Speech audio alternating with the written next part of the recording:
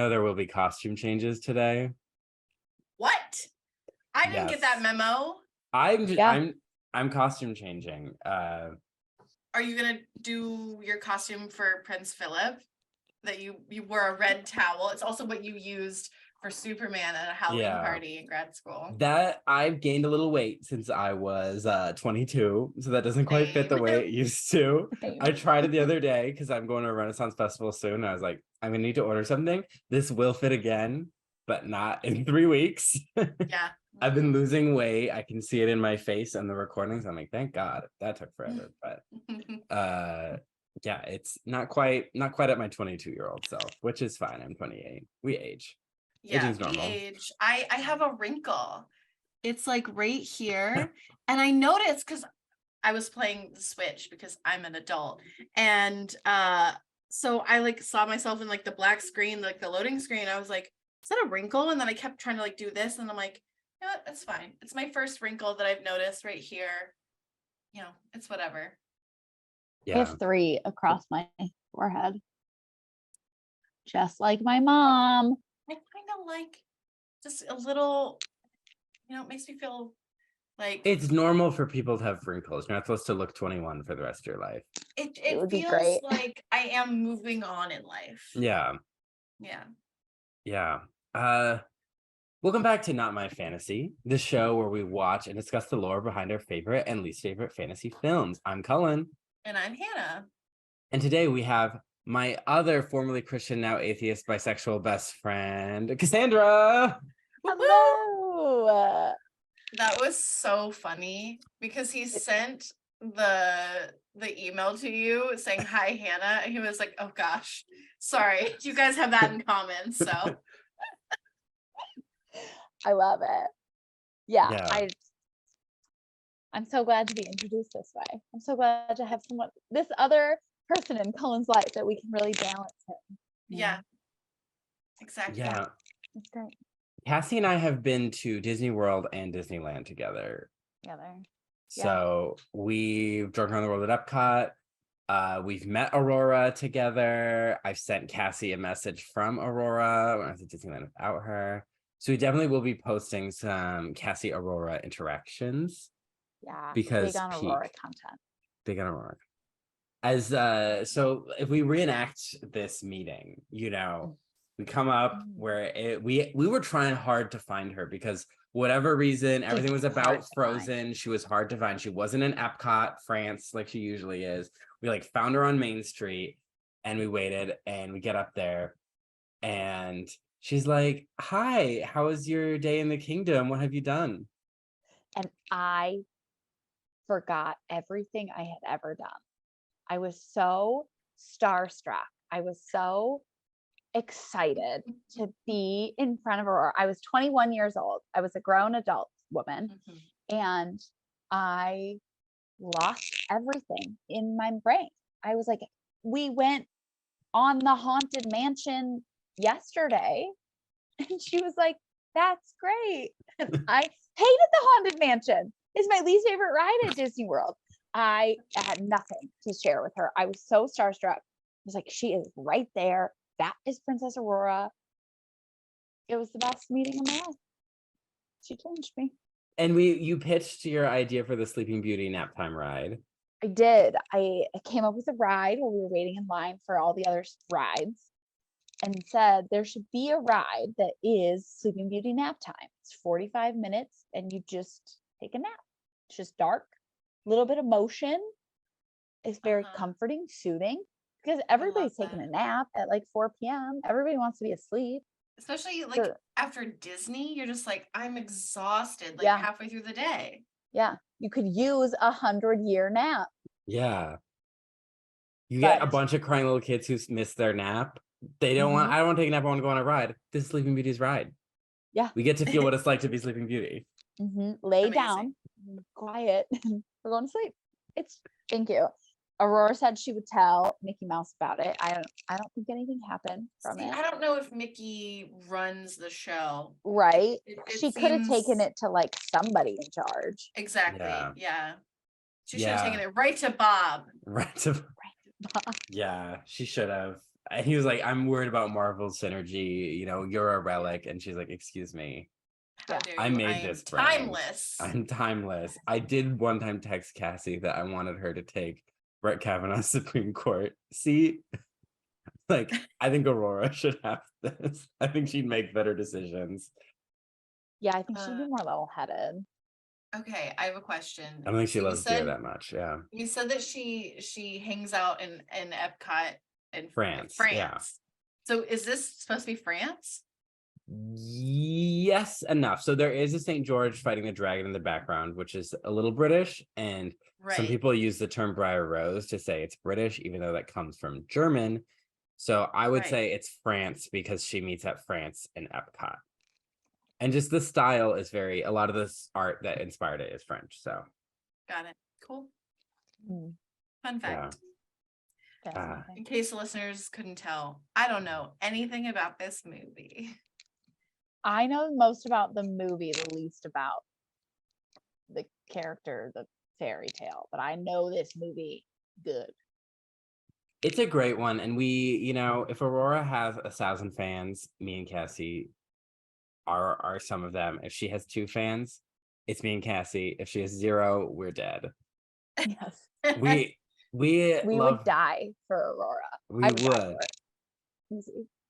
Do No we, contest. She's my favorite Disney princess. oh yeah. I've met her, I've talked with her about holiday baking in the fall. She's just always very sweet, very down to earth, very friendly.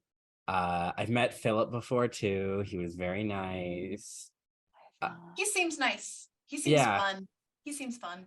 Yeah, they just seem like they're having a good time. They're chilling, and they're just very sweet and friendly, and I like that in royalty. So let's talk about this movie. If you couldn't tell, we're talking about the 1959 Sleeping Beauty film. Walt I Disney's can't believe Sleeping it was Beauty. 1959 because I thought Maleficent looked very modern, looked very contemporary. So I was really impressed by some of this animation. The style in this movie, so good. I'm wearing my Aurora I Walked With You Once Upon a Dream shirt. And drinking from my Dreaming of Happily Ever After mug with Aurora and Philip kissing on it. I have 2 copies of this DVD. Yet I still watch it on Disney Plus. I got this ornament that I keep on my nerd shelf. And I have the art book, Once Upon a Dream. It's about Maleficent and the Sleeping Beauty movie. And also the art of Mark Davis, who designed Maleficent and Aurora. Very nice. Wow. Cassie, explain your background. You got something special there. Yes. This is a puzzle. I think it's a 750 piece jigsaw puzzle. I love to do puzzles. I love jigsaws. And I put it together in my freshman year of college with a group of friends, and we glued it and then framed it. And then I hung it in my dorm room for the next 4 years. And now I keep it in my house like a grown-up. And it's Love that. Aurora, circa 1959, the Dream Princess. Beautiful. And it was actually kind of a hard puzzle because of these pieces. These are all similar and these are pretty similar. This Yeah. was okay. But this I was can kind of see that fine. would be This kind of and tricky that. Yeah. for sure. Yeah. Well- And then my sweatshirt is from when Cullen and I went to Disney World. Oh, nice. Spring break 2015. Or was that 2016? That's 2016, spring break 2016. Yeah. Yes. Mm. Well, I've got you both beat. I live in the cottage that Aurora grew up in, so Yeah. Cottage I core. am very cottagecore.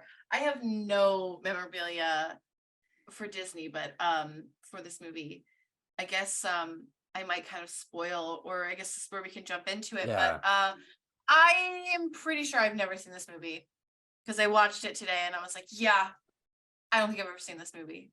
At least not like the first, all the stuff before Maleficent's dragon. Because I've seen that. Which it reminded me a lot of Enchanted, Susan Sarandon's whole shtick. Yeah, interesting. But anyway, yeah, have not seen this movie. Crazy, I know. Yeah. Wild. It's I- others. So I realized the reason it's my favorite today as I was preparing for this, because when I was 6 years old and I lived in Utah, our neighbors owned the movie and my family did not. This was a Disney movie that we did not own growing up. And so I only got to watch it when I went over to their house. And I wanted to watch it every single time. And I think I thought Merryweather was hilarious. Okay, but she and I is. wanted to be like her.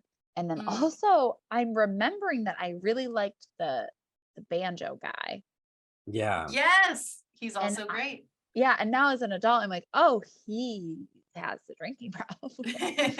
But Tag I yourself, I'm the remember- banjo guy. Yeah, when I was 6, I thought he was so silly, and it was so funny, and so it I mean, you became were my right. favorite movie. Yeah, I think that's Movie is really funny. it is funny. It holds up in many ways, not every way, but most ways. And we didn't own it either. So I think to me it was like, oh, you're sick, or when I broke my leg, it's like, what movie do you want to see? And be, oh, Sleeping Beauty. So that made it special. Also, I love the art style. I'm here in the forest right now. Reporting live. Reporting live from the forest. So I usually watch this movie about like once every year, every 2 years. I've seen it so many times. Aurora and Philip and the Maleficent and the Fairies, and even the Kings and Queens and the Animals did feature in my Hot Mess Disney fan fiction. Wow, that's basically everyone in the movie. Yeah, basically everyone. It was probably like Sleeping Beauty, Cinderella, and Little Mermaid got the most like spotlight in the fanfic. And so Philip was one of the main POVs, and eventually you got some of Aurora. But she was also best friend with Ariel, who was like a main POV. So she was like pretty integral. I mean, we'll talk about it obviously, but there are so many characters in this movie that have like standout moments, like even the animals. Yeah. So they really make use of all of the characters in a really great way. But it doesn't feel stuffed because it's super short. yeah. And it does, and that means it also doesn't drag. Like it. No, it was a fast watch. Yeah. Also, I would like to point out I am wearing a bright red lip, no face makeup, very natural, just a little bit on my lashes and my brows and my lips. Very Sleeping Beauty. Very Sleeping I will Beauty. be sleeping during this podcast. Yeah, she was inspired by like Audrey Hepburn, 1950s. Like that's her look. So She's back, so pretty. she's gorge. So this is Walt Disney's Sleeping Beauty. It's our first Walt Disney animated film that we've talked about. It is his 16th animated feature, the third classic fairy tale adaptation, and the first of fairy tale adaptation to flop. It was announced in 1950 and went through story and art development hell, not releasing until January 1959, where it only made $5.3 million of its $6 million budget and got poor reviews, often unfavorably comparing it to Snow White. Adjusting for inflation and re-releases, it is the second highest grossing movie of 1959 after Ben-Hur. Oh, wow. I haven't So- seen that version of Ben-Hur, so I have nothing to say on that. That's so shocking. Because What were the people in the 50s thinking? This is a good movie. Like, it's good- fun. But I it's thi- not Snow White. it's not. I think Snow White and Cinderella were mass hits, but also this movie was so expensive to make that I think like it was kind of unrealistic that it would ever, because like 5.3 million in 1959 is not like no one saw this movie. Yeah, Right. it's still a lot. It stars Mary Costa, who would go on to become an opera singer. Bill Shirley, who did the singing for Freddie in My Fair Lady, and in many other classic old-timey Broadway things. Eleanor Audley, who is also the voice of Lady Tremaine in Cinderella. Verna Felton, who's also the voice of Fairy Godmother and the Queen of Hearts. And Barbara Luddy, who's also the voice of Lady and Lady and the Tramp. So a lot of Disney staples coming back. Maria Costa, I think, did say that there are a lot of times she had to go back and re-record because of all the rewrites. Oh, interesting. And they did film all the human scenes in live action on a set, and we have a lot of footage. Helene Stanley, who also did voice or character reference for Cinderella and then later Anita. There's like stuff of her dancing and there's stills. And so a lot of the actors either like stood in for their character or just so they made sure everything looked realistic. And some animators hated this. I know Walt really started implementing it with Cinderella, but it does give a very like poised, like realistic movement. For sure. Nobody has illumination face, as I call it, where faces go like, wow. I saw it in the Mario movie, which I did enjoy the Mario movie, but it went through a lot of story drafts. Initially, Aurora was kind of a Jasmine. She was like stuck in her castle and she snuck out to like a fair or the woods, and that's where she met a prince. At one point, there was an elaborate treasure hunt she went on where she met the prince. Love that. Many scripts and songs were cut because they felt like it was becoming too similar to Snow White and Cinderella, and they wanted it to have a new look, feel, sound. The visual style was created by Ivan Durrell. The production designer, he did the backgrounds, influenced by the Medieval Book of Hours and the Unicorn Tapestries. Spoilers for next episode. And so this was like, he wanted this distinct style, and the animators got annoyed because it was like not their style and they were used to doing a certain way. It was made with fancy new developments in visual and sound. Like it was huge, like the screen, so they had to make huge drawings. And so that's another reason it was incredibly expensive. And the songs and score were taken from the Tchaikovsky Sleeping Beauty ballet. Yes. And the film was around when Walt was becoming bored with animation, and he was kind of checked out. He was working on Disneyland, was opened in 1955. And the castle was called Sleeping Beauty Castle to promo the film. They later introduced a walkthrough inside the castle, which told a version of the story with dioramas that they later changed to more like Barbie-like images. And then now it's back to the old original dioramas. And they have King Arthur's Carousel that has pictures of Sleeping Beauty's story on it. For Disneyland. You can meet her at Disney World. And in France, they build the Chateau La Belle à du Bois Dormant, Sleeping Beauty Castle. Yeah. It looks honestly amazing and like has crazy good details, features an animatronic dragon in the dungeon and stained glass windows that tell Aurora's story, and like tapestries, and there's like sleeping knights and a stained glass window that changes from the different gifts. Yeah. So Aurora is our second official Disney princess that we've met on this podcast. She's part of the OG lineup. She's often depicted in pink to distinguish her from Cinderella, though that is changing more now. She's appeared at parks in blue, purple, and a pink and blue changing fabric dress in the Magic Happens parade, but it's mainly pink. She's the patron princess of LGBT allies, cottagecore, preppies, ballet, opera, museum docents, funeral directors, essential oils, gardening, pink, lover and folklore girlies, owl core, architecture, victims of BuzzFeed feminism, and sleepy girls. That's so many things. I mean, I gave a lot to Belle too. You know, each princess covers a lot of different specific things. It's just vibes. Wow. And there's the debate on whether or not her eyes are purple, because the franchise started to make her eyes purple again to be like, this isn't Cinderella. But some people are like, no, her eyes are definitely blue. Huh. Oh. Sometimes they look brown in certain shots. I was gonna say, if I had to guess, I would say she's got brown eyes. She seems like she has brown eyes. It's not a part of the gift. To have purple eyes. Or no, they say beauty, gold hair, sunshine gold, but they don't say eye color. But they say lips, right? Yeah, red lips, as red as rose. Yeah, this ornament I have, her eyes are purple. Whoa. This puzzle even have eyes? Hang on. Yeah, her eyes are closed in this. Wow, she's really getting up there.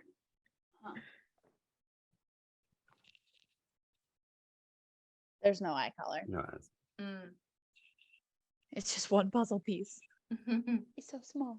Sleeping Beauty never got a direct-to-DVD sequel, but it did get a direct-to-DVD video half sequel that bombed. She shared it with Jasmine. And she did later appear in Wreck-It Ralph Breaks the Internet, where she was one of the... Time out. She had a half sequel that Yes. also starred Jasmine. So it was like, no, you watched a story about Jasmine, and you watched a story about Aurora.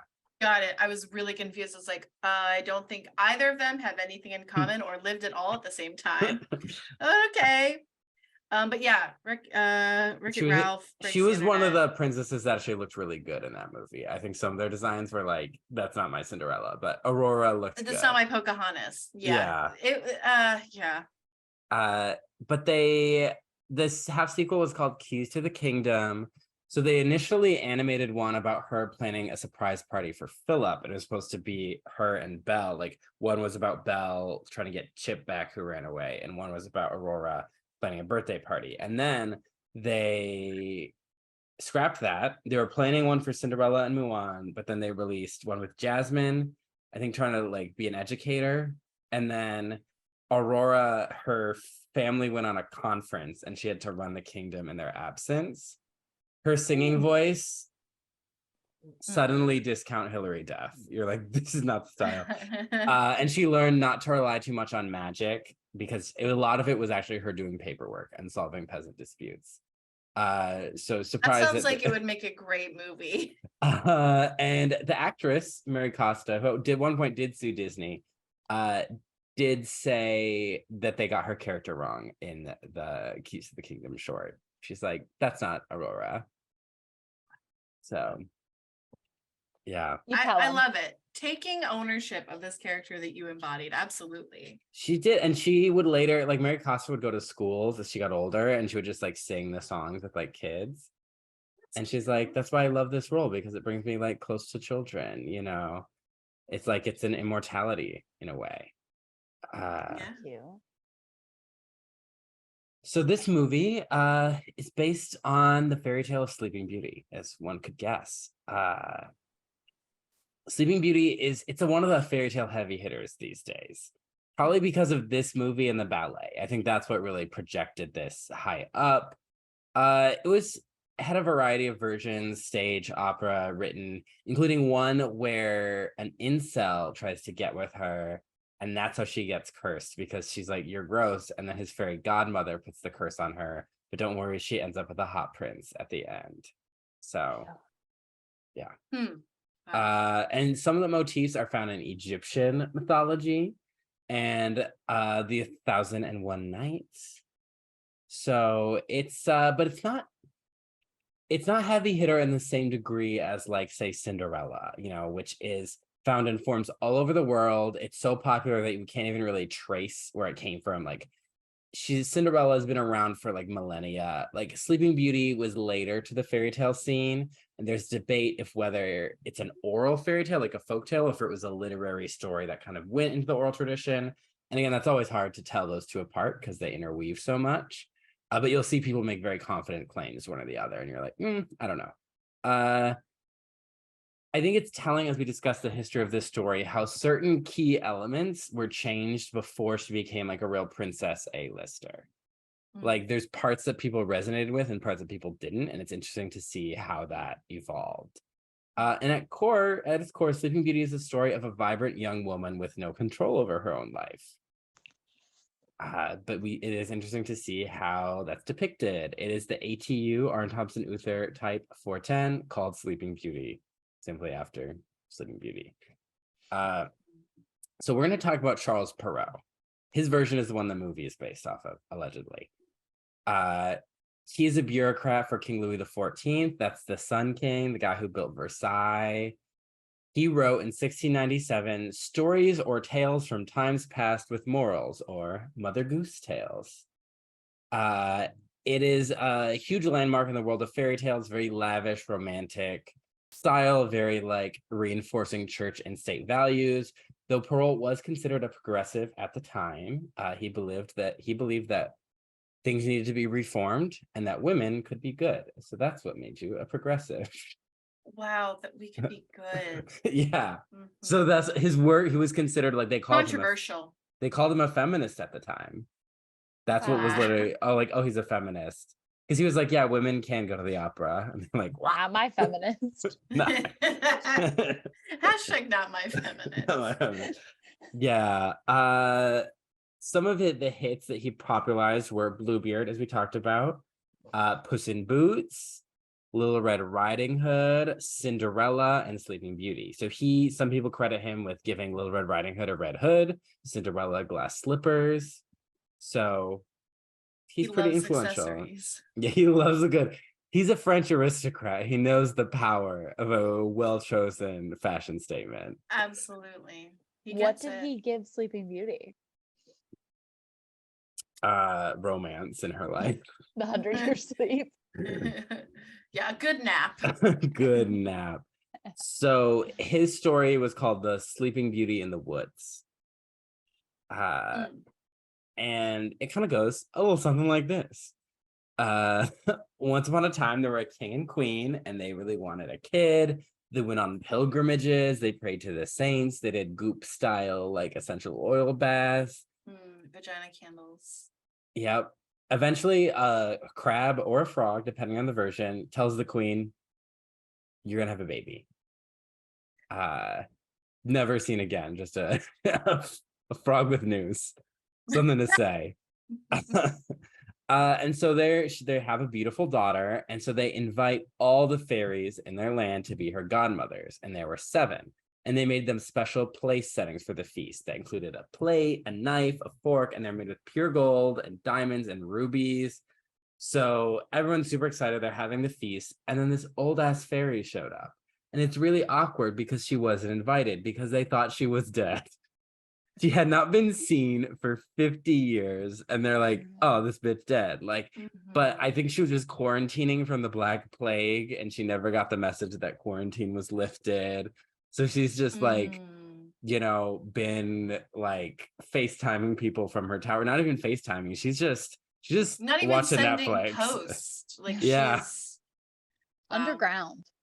Yeah. Maybe she just hated people, but she shows up and she's cursing, she's muttering. And they're like, oh, here's a seat, but she doesn't get the cool gold plate and the ruby fork. Oh, they only had so many. Yeah. She's like, so she's just insulted. And then the younger fairy sitting next to her is like, oh, yikes. She's like, I'm gonna go piss, girl. And she gets up and she hides behind a tapestry. She's just like, and because she's like, something weird's gonna happen. So now it's time for gifts. And the youngest goes first, and she says she'll be the loveliest person in the world. And the next one is like, she'll be clever as an angel. And the next 2 obviously did not coordinate their gifts because they gave her grace and dance. Kind of the same thing. I think grace covers dance. So it's kind of like slightly similar gifts. Same with the next 2. They gave her song and musical instrument ability, and it's like, why didn't we should have coordinated. Yeah, why didn't you answer in the group chat when I asked what you were getting her? And the angry fairy just shows up and her head's shaking. She's pissed and she's like, at some point in her life, she will prick her finger on a spinning wheel and straight up die. And everyone's just crying because this grown-ass fairy has beef with a literal baby. And the younger fairy is like, and you did it at her birthday dinner. Time and place. Okay. I do have to quickly say, Lyle sent me this video. It was some guy on a plane, and there was a crying baby who would cry for 45 minutes of this flight. And he's like screaming at the top of his lungs like the baby. And it's just horrible. So the man screams at the baby? He's like complaining. Screams? He's screaming at the top of his lungs, complaining about the crying baby. Yes, I saw that too. They diverted from their original where they were headed. They went to Orlando. They landed early. And what did they do? They kicked the guy who was complaining off? Yeah, he got arrested. They had because that's the thing. It's like, so this man beef with a baby. Beef with a baby. He would understand that witch. Babies cry, and it's annoying, right? But it's like, what are they supposed to do? Yeah. What do you have against babies? They're not trying to hurt you. They're just being babies. Just bring noise canceling headphones. Yeah. It's not like I'm like, oh, I love the sound of crying babies. I'm just like, Right. I know the world is real and has difficulties in it. Right. Like, And you wouldn't curse a baby yeah, I because wouldn't you weren't curse- invited to their birthday. Yeah. If I were Literally, to didn't we curse have a- anyone, I would curse the parents who didn't invite me. Yeah, that makes more sense. That's why I didn't understand about Maleficent. Why curse the baby? But I guess Yeah, 'Cause that's I the don't biggest know. hurt you could give to the parents. true. That's Killing like, the kid. I would be like, oh, great, I missed the gender reveal. I just showed up for this one party, only one gift. Great. Yeah, that's what I would be like. You know, I get cursing someone at a gender reveal. I get being like, I'm pissed to have to be here. You just poisoned the water supply of a small town or started a forest fire. yeah, Like, forest fire. I think you get cursed. Yeah. So the fairy is like, the younger one is like, hey, she won't die. She's gonna sleep for 100 years and she'll be awoken by a king's son. And the king's like, okay, cool. I'm gonna destroy every spinning wheel in the kingdom, forbid anyone from using them. There goes the economy. Oopsie. Yeah, that was big thing in this movie too. I was like, I'm sorry, now you don't have thread and claw? Imports. Is he paying for the imports? How expensive is that? Oh my Yeah. god. Did the neighboring kingdom arrange Maleficent to show up? Oh, To we gotta sell talk about this thread? political drama.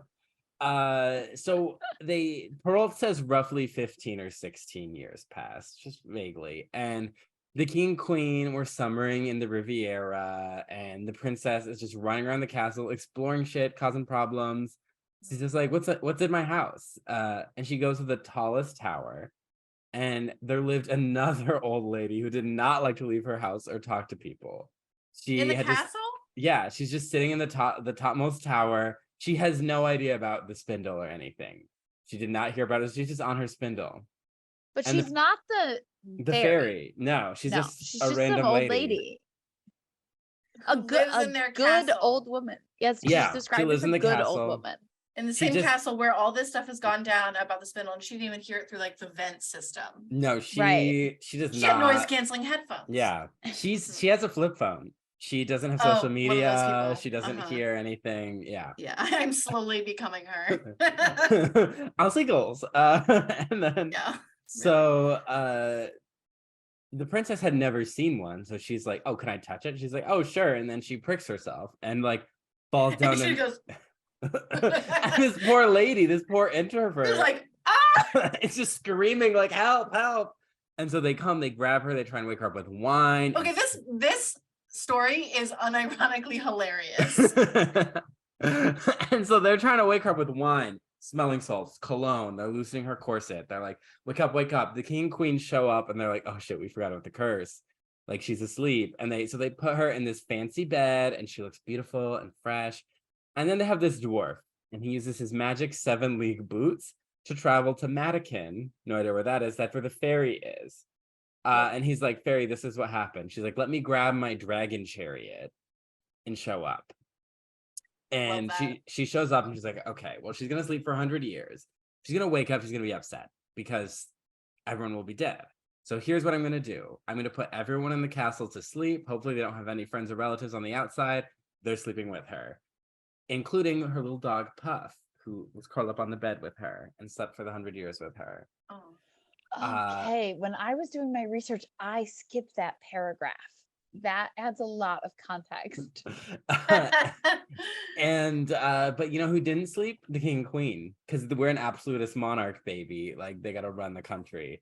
So they're like, Of sleeping people. yeah, they leave the kingdom and they go run the country. So meanwhile, the fairy is like, grows a massive forest of thorns and trees and covers the entire castle to keep curious minds away, aka perverts.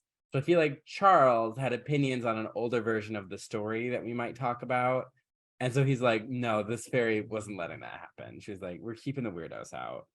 Hashtag feminism. Feminism. Thanks, Charles. Jump cut 100 years.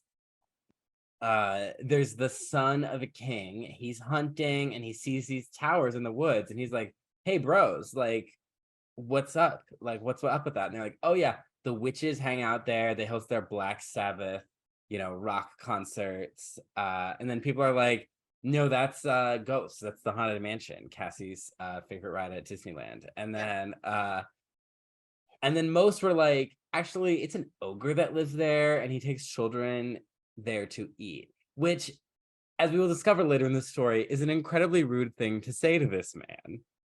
Yeah. Trigger warning. Trigger warning. Ogre racism was so real. Yeah. But then this old peasant is there. Is like, oh yeah, my grandpa said that this beautiful princess is there waiting for a prince to wake her up. And he's like, I'm a prince. Maybe that prince is me. So he rides on up and everything just parts for him. And then he walks in and then it just closes behind him. And he's like, Very Moses. Very Moses. And very horror movie because his friends don't go, it closes. And he's like, it says he was young and ardent and full of courage. So he's like, okay. But he's creeped out because he's like, all these dead people? Or is it just like everyone's dead? And then he's like, no, they're just asleep.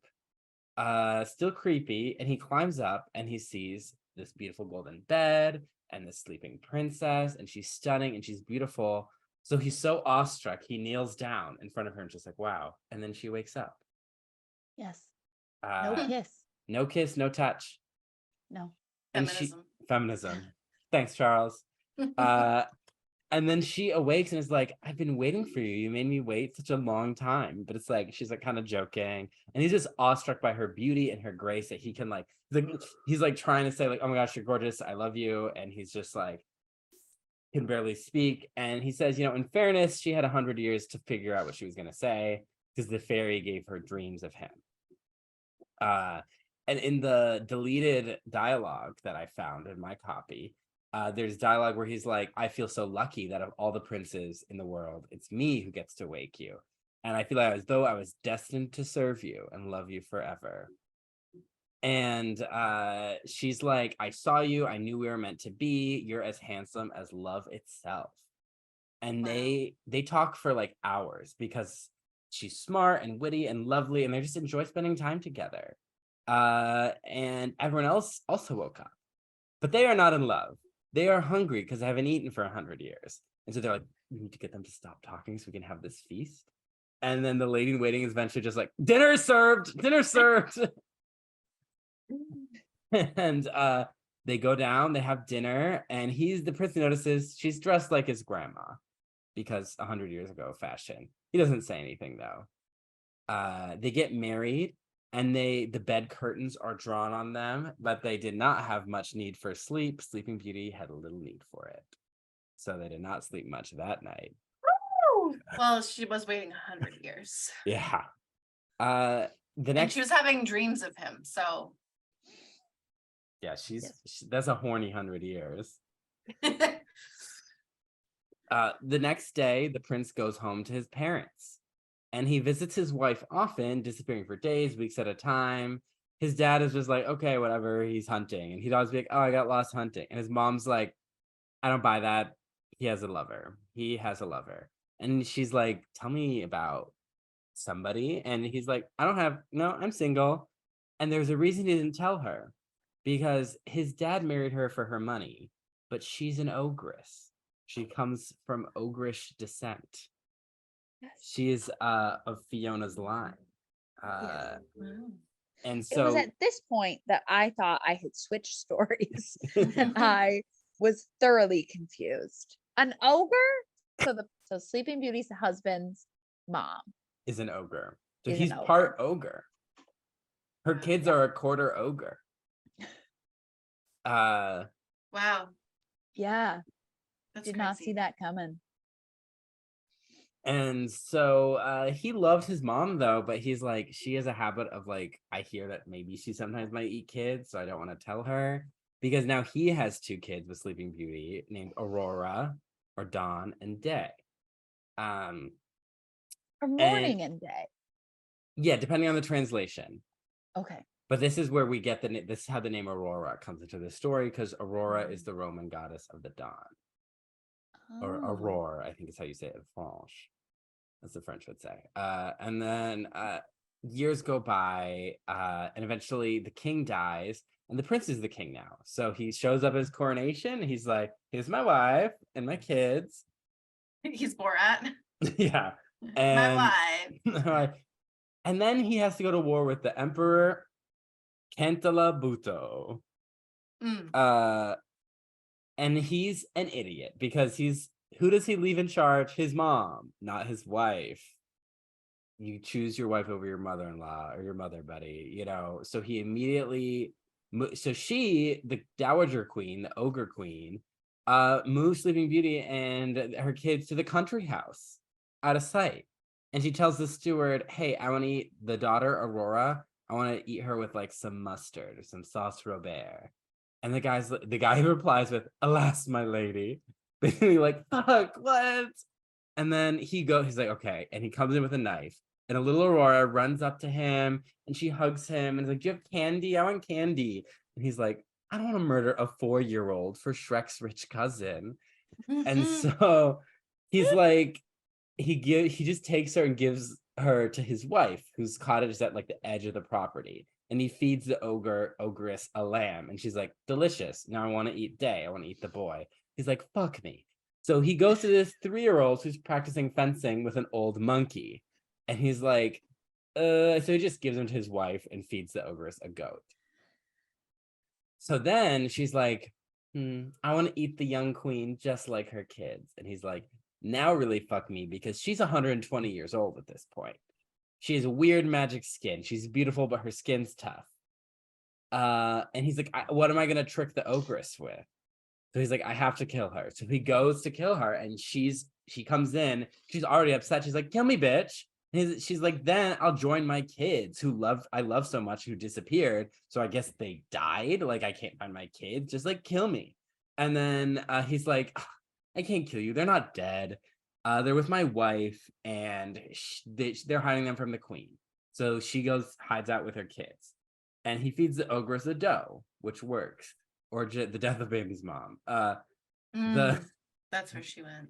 Yeah, the ogress is like to a good cause. Save some humans. Save the human. The ogress is like, I'll just tell my son they were eaten by wolves. You know, I'll call the wolves from Beauty and the Beast or Narnia. You know, one of them should be available. And then, but meanwhile, she's just skulking around looking for some stray kids to eat. So this prince is obviously very blind to what his mom does. But he knew that sometimes she might eat kids. He heard that rumor and it's like, she's gonna be fine. She's gonna run the country in my absence. So he hears Day crying because Sleeping Beauty is scolding him for being naughty. He's like, you're gonna get spanked or you're gonna get put in the corner. You pick. And Aurora's like, mommy, no, don't. I'm the oldest daughter, so I take on all the emotional burdens.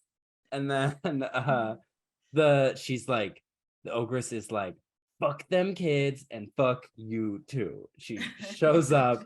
She's like, they're getting eaten. And she has Sleeping Beauty, Aurora, Day, the steward's wife, and their maidservant. Like, poor girl. Like, how did she get roped into this? Arrested. She has a cauldron placed in the courtyard, fills it with snakes, vipers, and toads. And she's hosting a public execution for these people. And she's like, this is what you get for defying me.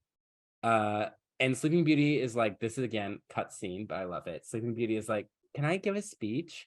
She's like weeping for her husband. He's going to lose his wife and children. He'll never see them again. And she's like, by the way, all you people working for the ogress, fuck you. I hate you. You suck. You're executing your queen and literal children. That's not nice. We do not support cannibalism. Like, screw you. And the ogress is like, shut her up. I can't have her. I can't have this defiance. I'm ruling her in contempt of the Tennessee legislator.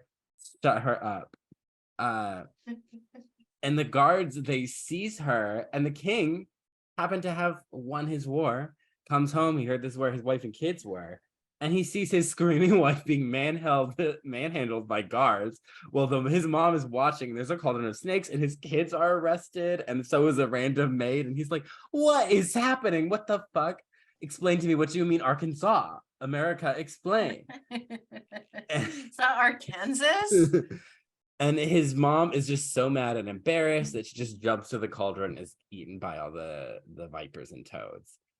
And he's sad because it's his mom, but he's happy that his wife and kids are alive. So they hug, kiss, happily ever after, some intense family therapy, but that's their happy ending. This episode is brought to you by Better. The Perrault always gives morals at the end. We talked about his moral for Bluebeard was so out of pocket. Just like, don't be curious, to be like, I'd want to know if my husband was a serial killer. Right. And so his moral for this is, it's rare for people to wait so long for a good husband, but you should. But he gets that young people are horny, so he feels bad telling them to do that. So. Oh, nice. He feels bad for telling it like it is. Yeah. Like well, he's basically like. This is how Charles sees it.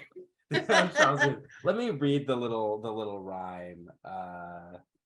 Should have marked this. Oh yeah, I got my Charles Perrault collection. Sleeping Beauty in the Wood. That's so wild. There's ogres in this. Yep. I know.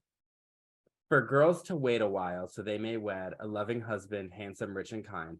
That's natural enough, I'd say. But just the same, to stay in bed 100 years asleep, you'll never find such patience in a girl today. Another lesson may be meant. Lovers lose nothing if they wait and tie the knot of marriage late. They'll not be any less content. Young girls, though, yearn for married bliss so ardently that for my part, I cannot find it in my heart to preach a doctrine such as this. But you already did. So which is it, Charles? What's the truth, Charles? What's the truth, Charlie? Wild. Yeah. So wild. I think this is my favorite version of the fairy tale version of Sleeping Beauty. It's fun.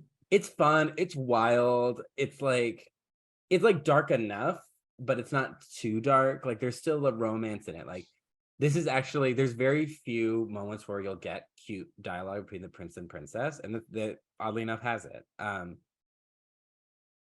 There was, again, why was there not a direct to DVD sequel about the second half called Sleeping Beauty 2, Two Queens Too Many? I mean, they tried to all the stretches for all the mid-quills for Beauty and the Beast. Why not just Sleeping Beauty 2? We didn't see his mom in this movie. That's what I was just gonna ask. Do we ever see Philip's mom? We don't. No. So she's an ogre. She died. But now we know she's an ogre. Yeah, she's busy eating kids or being hidden away. Yeah. All right. Now that we've gone through our first quarter, it's time for a costume change. Oh boy, what do we think it's going to be? So you think it's going to be some Philip related? I think it's going to be something Philip related. It has to be, or maybe it's just going to be another Sleeping Beauty t-shirt. I think this one's going to be a Sleeping Beauty t-shirt, and like if he costume changes again, it's going to be. I do too, because he just said we're through the first. Did he say we're through the first quarter? Oh, look at that! Oh, it's from Briar Rose Awakens. Oh yes, the classic musical Briar Rose Awakens. Yes. Written by Cullen Callaghan. An American classic. An American classic. Yeah, truly. Dreams are still dreams. So let's talk about what might be the most famous fairy tale version of Sleeping Beauty, the Brothers Grimm version. Which is where the name Briar Rose comes from, because they called it Dornroschen, or Little Briar Rose. Though some versions translate it as Sleeping Beauty and call her Rosamond. Oh, that's pretty. Which is also what they use in Dimension 20 latest season, Never After. Like we're talking about what's her name? Rosamund Pike, is that her name? Yeah. Rosamund Pike. She would make a great woman Aurora. Yeah, grown Briar Aurora. Rose, Yeah. Rosamund, whatever you want to call her. Anyway. All right, so I have to issue a correction. I forgot. The reason the Brothers Grimm version is the one where the frog tells the queen she's pregnant. And this one, we don't know what worked in Charles Perrault. Maybe it was the goop bath. Maybe it was a jade egg up there. Who knows? Mm-hmm. But this one, maybe the queen peed on the frog and he's like a pregnancy test. I don't know. This version, at least hopefully no one licked it like they did in the Brothers Grimm movie. Yeah. That frog liked it. So into it. Everyone should watch that movie, by the way. I've decided. 13, there's 13 fairies, but they're not fairies because that's a little too French. They're wise women. Okay, but why so many? I don't know. They don't tell the gifts. They just say virtue, riches, beauty, everything anyone could want. But I'm like, why 13 and then not that's the gifts? The curse is any time in her 15th year specifically. It happens the same way with the old lady in the tower. But this time there's no fairy putting everyone to sleep. Everyone just automatically falls asleep, including the king and queen. Okay. No one running the kingdom. Great. Yeah. No one's in Because charge.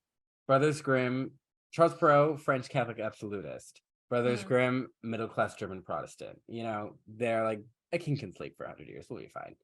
Yeah, we'll figure it out. We'll be fine without him. 100 years go by. Thorns are littered with prince corpses because princes keep trying to come in, but they're not the right one. I love that. The prince comes by, the thorns part, he wanders up, he sees her, and he just happens to kiss her right as the 100 years end. Because there's nothing in this wise woman's alteration that says a kiss or a prince is needed. So he just shows up and happens to kiss her, and she wakes up, and luckily she's into it. They get married. The end. Wow. So I based my musical off the Brothers Grimm version, but really, honestly, it was more the Disney. But I now, as an adult, I prefer Perrault. But they got this from Marie Hassenpflug, a French Protestant Huguenot. They were worried it would be too French, but the Norse legend of the rings, the Nibelung saga with Sigurd, we talked about that in Lord of the Rings. He wakes up a sleeping Valkyrie, Brunhilde, and they're like, it's German enough. Sigurd also slays a dragon, like Saint George, who fought a dragon to save a princess. So that's where dragon slaying comes in. Not really anything to do with Sleeping Beauty, but so if Sleeping Beauty, the oldest version-ish is in the 14th century, the medieval lay of Perseforest. It's a chivalric romance that's a backstory to King Arthur. And I think these characters are ancestors of Lancelot. So it's in the French-speaking world, but it's set in England. This Scottish knight, Troilus, is in love with Princess Zellandine. Daddy tries to keep them apart, but then Troilus hears she fell asleep while spinning. This is trigger warning. He goes to a temple. He sees Venus, Luciana, and Seamus. We've talked about Venus, goddess of love, Luciana, goddess of childbirth, Themis, goddess of fate. Themis was slighted at Zellandine's christening and doomed her, but Venus is like, all she needs is some loving to heal her, so Venus helps him reach this sleeping naked woman and is like, have sex with her. He's like, what if I just kiss her? She's like, nope, that doesn't work. And he's like, that's wrong. She's asleep and she can't give consent. Like, he basically says that. And she's like, you're weak, do it. And so he has sex with her. He rapes her. 9 months later, she gives birth. The baby sucks the spindle out of her finger. She wakes up. A bird lady later kidnaps the baby, who goes on to become a famous knight. Zellandine and Troilus run away together later, but even though she loves her husband, it says she does resent this. So she gave birth while she was asleep. Yes. Yikes. Yeah. But I guess, I mean, they used to do that back in, I think there was the 50s or 60s. They would, like, you know, drug women and basically, I mean, it's not good, but honestly, that would be the way to do it if you could do it safely.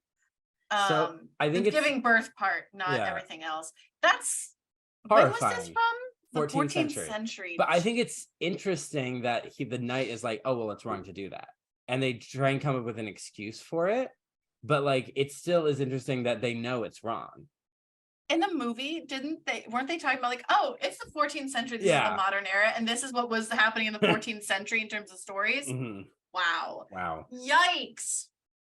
So then jump forward to the 16th century Naples. We have the Pentamorone, or the Tale of Tales by Basile in Naples. This book is it's an origin point for a lot of popular stories, but it's early versions. Like Basile's version is nobody's favorite, typically. And you'll see I don't why. know, we may have some conversions today. Let's see. I doubt it. So some astrology boys predict that this Princess Talia will die while flax spinning. Her dad tries to stop it. Fate happens. She falls asleep. He just leaves her alone, leaves the house. Another king is falconing. His falcon gets in the house. He sees this beautiful sleeping woman. When she won't wake up, he sexually assaults her. She gives birth in her sleep with the help of fairies, and eventually the babies suck out the flax, and she awakens like, the fuck? And then the king is later thinking, oh, I want to see that girl again. He's my least favorite character in any story. All the stories. As you said, in every story that existed, list your least favorite character, I'd probably pick this guy. He comes back and is like, oh, wow, you're awake. Those kids are beautiful. They're my kids. Their names are Sun and Moon now. I get to name them. And she's like, are you going to pay for them? And he goes home to his wife. He's like, take me to court. I'm the king. I run the court. He goes home to his wife, and he's always talking about Sun, Moon, Talia in his sleep. And she's like, excuse me. So she goes to the secretary and is like, who is this bitch? Jerry Springer. Bring those kids to me. And so he fetches the kids, and Talia's like, oh, great. He's going to pay child support, and sends them off. She does it, and the queen is basically, the text almost says she's in her Medea era, but it's like she had the heart of Medea, who killed babies to spite her ex. So she's like, I want the cook to cook them and feed them to the king. And the cook's like, this is insane. So he hides the kids with his wife and feeds the lamb. And the king is eating it, and the queen's like, do you like it? Do you like it? You should. It's your own. You're eating your own. And he's like, I own everything here. I'm the king. And he gets mad and leaves. These people deserve each other. I hate them. Yeah.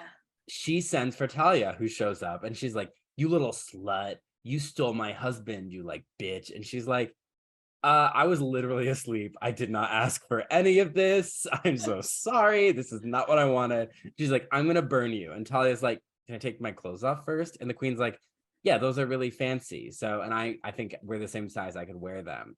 So Talia uses this as a delay tactic and just removes each item, screaming like, and the king is like, what's that screaming? He shows up and he's like, what? And the wife is like, this is your lover. I'm burning her, and you ate your kids.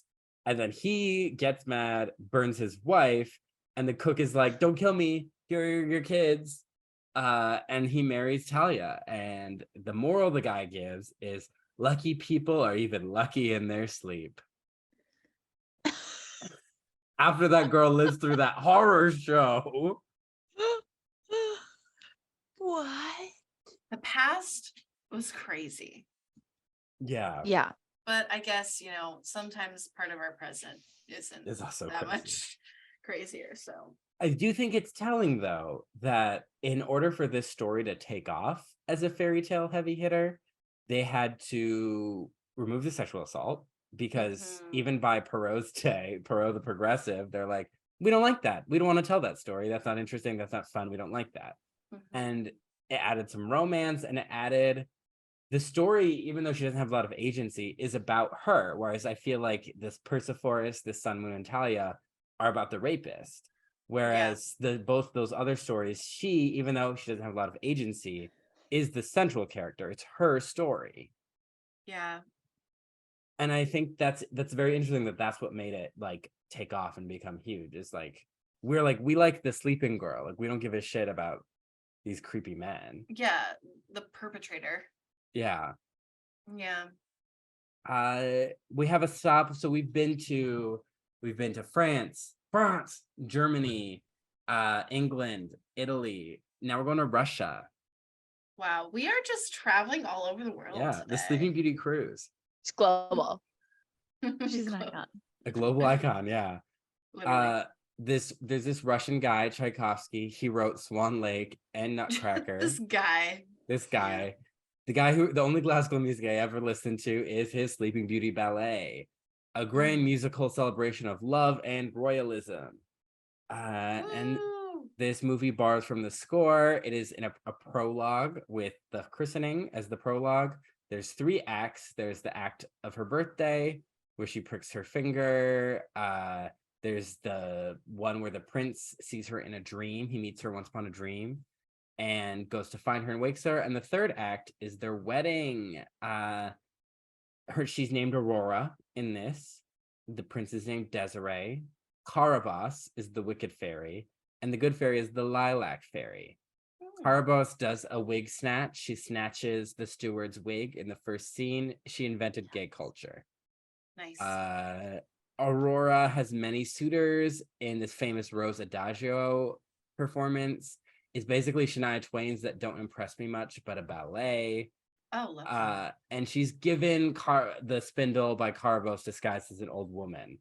And the prince is another godchild of the Lilac Fairy, so that's why she sets them up. They dance with nymphs and fall in love. The third act is the wedding. It features typically Florine and the Bluebird from some obscure fairy tale. Puss in Boots dances with the White Cat from also an obscure fairy tale. But depending on the production, you might see Little Red Riding Hood and the Wolf, Cinderella and her prince, Bluebeard and his wives, and Hop-O-Thumb and the Ogres, another Perrault story. The Garland Waltz that the peasants do is sometimes called the Sleeping Beauty Waltz because it is the basis for both Once Upon a Dream and I Wonder in this movie. The Lilac Fairies theme is like the romance theme in here. Carbos' theme is the battle music. Puss in Boots' theme is Maleficent's theme. The prince has some of the same themes. Fairies use several different fairy themes, and Aurora's bird call is Florine and the Bluebirds dance. Oh. So, and like the procession is the same procession. So, cut to Michigan, 2011. I can see it now. A young creative teenager fed up with having to play second fiddle in high school to people who have been graduated for years in all these religious propaganda plays. Playing a chipmunk in the Chronicles of Narnia. See, that was fun. I mean, it was playing a baseball player. That was still fun, but it was like, where am I going to go after this? Where am I going to go with this? Why are there nuns in this play? Why is the least hot baseball player supposed to be the stud baseball player? Like, it was a mess. It was a mess. I learned a lot, had a good time, but that play made no sense. It was Tech Week when I was like, oh, this is the plot. That's a good sign. Yeah. So I wrote a musical adaptation, pulls heavily from Disney, called Briar Rose Awakens. I have the cast album here, matches the shirt. I also have a cast album. Yeah. I think I must. You might? Yeah. It's one of the only CDs I own because I got rid of all of my CDs very long time ago. I recently rewrote it as a feature film, and it's probably one of the draft I rewrote after we did that test reading is probably one of my best things I've written, I will say. Nice. It focuses on her dual identity and a forest world full of animals, nymphs, and fairies. Huge follow your dreams and your heart, power of true love, very classic fairy tale stuff. The prince was named Lewis. There's multiple suitors, and my main goal was to focus on Briar Rose as a protagonist who drives her own story. Yeah. So, love that. Love that. And it won so many awards. So many awards. You know what? I made money off of of it as a high schooler, but none of the actors were paid. We're all high schoolers. So what can I say? Yeah. Good for you. Yeah. And it was like a whole big to do. I mean, you have literal merch and a cast album, and you had returning actors, right? In the when I did the read through, it was our 10-year anniversary. So I had anyone who wanted to come back. I was a part of that. Yeah. Was I evil? You were good. I think you were a fairy. I think so. Yeah. Yeah. So the story, I mean, it was literally the first thing I'd ever really written. And I was like, yes, everyone I know should see this, which I admire that confidence. Don't have it now. But it's like, I'm embarrassed, but I'm also very proud of what I accomplished. Yeah, absolutely. And everyone involved seemed to have a good time. And it's like one of the things when people from high school get together, they're like, remember that, That's fantastic. That's so fun. Yeah. So on that note, it's time for my next outfit change. The back says dreams are still dreams, which is the slogan song. Yes. Yeah. So during the outfit change, Hannah, when I worked for orientation, that became one of our slogans, to just shout at each other, dreams are still dreams, from across the university's campus. So we just constantly scream, dreams are still dreams, at each other. It was great. We chanted it. Yeah. It was a pleasure to be a part of the read through. It was so fun. Oh, we just got a little sneak peek. A little glimpse. Look at him going around the forest. Look at that. You were like walking around like your kitchen or whatever, and it's like it looks like you're going through the forest. Yeah, I was like, I'm gonna put on some extra deodorant, and then a chunk like flew off. I was like, great. That happened to me the other day. But this is my other Sleeping Beauty shirt. This is the one I paid a little extra at the Disney store with my birthday discount. So yeah, let's talk about this. Let's talk about my favorite movie ever. I have an entire Google Doc that I started. I'm going off of Google Doc right now, so you're in good company. I stopped taking notes at a certain point because I was like, that is one thing I remember about Hannah. Hannah takes notes until Hannah doesn't want to take notes anymore. Yeah. Well, I think it was also like I was taking notes because I was like, I want to have funny things to say. And then I was like, no, I don't think I need to do that. Because I was like, okay, so I want to quickly say that I think something in my brain, because I pretty much only watched the contemporary Disney movies, that when I think about like the older movies, I'm like, oh, they're boring and stuffy. But that makes no sense because so many people love them. So I was like, I'm gonna take notes so I can like point out funny things that happen because this is gonna be so boring. But I was actually genuinely like, okay, this is actually really fun and funny. So I stopped taking notes because I was like, I don't need to. So, see, my biggest fear was you're gonna watch it and be like, I hated every moment of this. I'm like, this is my favorite movie. I was like, she doesn't have to love it. She just has to not actively hate it. But it seems like you enjoyed it. I really did. There's obviously things like I would change, even like back then, you know, a clear protagonist. That would be nice. But you know. Yeah. Yep. There's but we don't need it. That's just me. You know? Sure, it'd be nice, but hindsight is 2020. But no, very fun. Yeah, it's a great way to spend an hour and 20 minutes. You know, we have opening credits, and then we have a book as bejeweled as Taylor Swift. Yeah, is that animated? No, it's a real book. Okay, so that's what I thought, because I was like, is this an animated sequence or is this literally like live action? That's in the Disney Vault somewhere. Huh. Probably. That's interesting. I don't know. But don't fact check that. But isn't some of it animated? So it's I'm not sure if the illustrations are animated or if they're real. Right. Yeah, that was trippy because I was like, that's a real book. They might be I don't think that candle's real. So I don't know. It opens, no goop baths, no frogs. It's just king and a queen wanted a daughter. They got one, and they named her for the dawn, Aurora, and they planned a party. Ooh.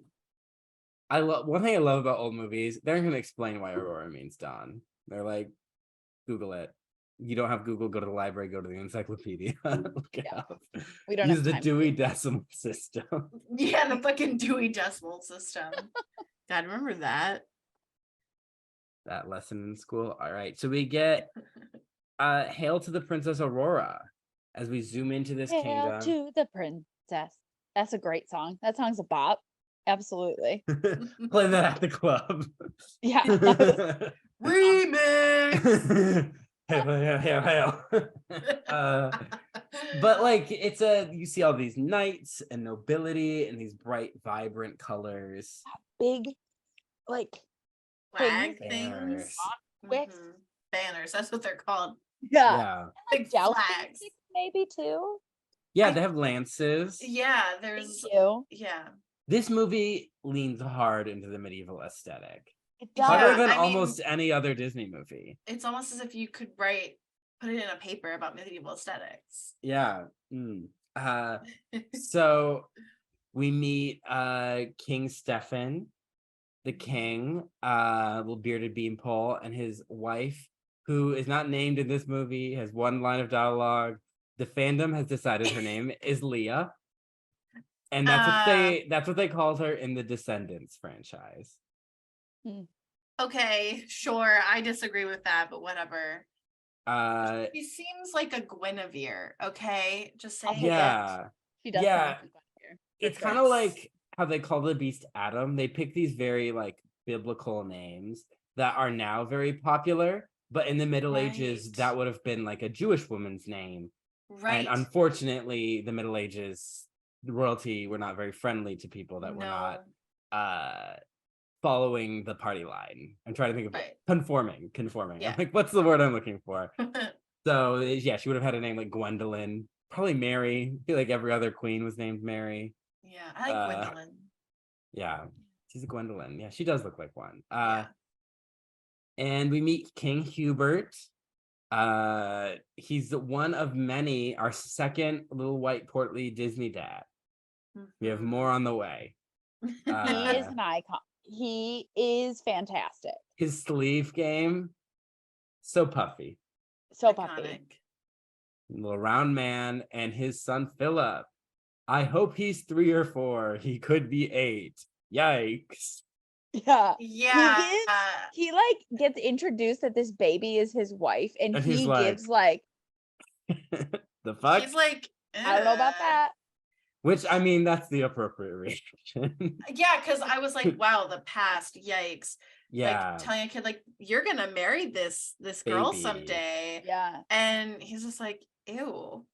Which, you know, we will touch on. Let's quickly talk about age in Disney princess films. This is one of the few ones where age is very concrete, and it is concrete that he was walking when she was a baby. Right. Age gaps is a yikes. I hope he was only 4, so he's like 20. Because when I'm reading a historical biography and a 16-year-old girl marries a 20-year-old, I'm like, oh, it's nice that they were roughly the same age, because marriage for royalty was just a form of sex trafficking. So yes. I'm glad at least he was maybe hot or nice to you. And then, but if a real life 20-year-old is like, I'm dating a 16-year-old, I'm like, I'm calling to catch a predator, go to jail. I just would like to clarify. Illegal, but this is a historical setting, and if they're treated in the story as like they're the same age. Yeah. It's not like an age gap romance. Again, I'm not excusing it. I'm just, Past was weird. It's the past. The past was fucked up. You know, it's not going to meet our standards because, again, marriage was like a form of sex trafficking. So, like, yeah. Anyway, so okay, we got a spotlight. Time for the gay agenda to come in. We have fluttering fairies, transparent, they manifest in there. We have Mistress, Flora, Fauna, and Merryweather.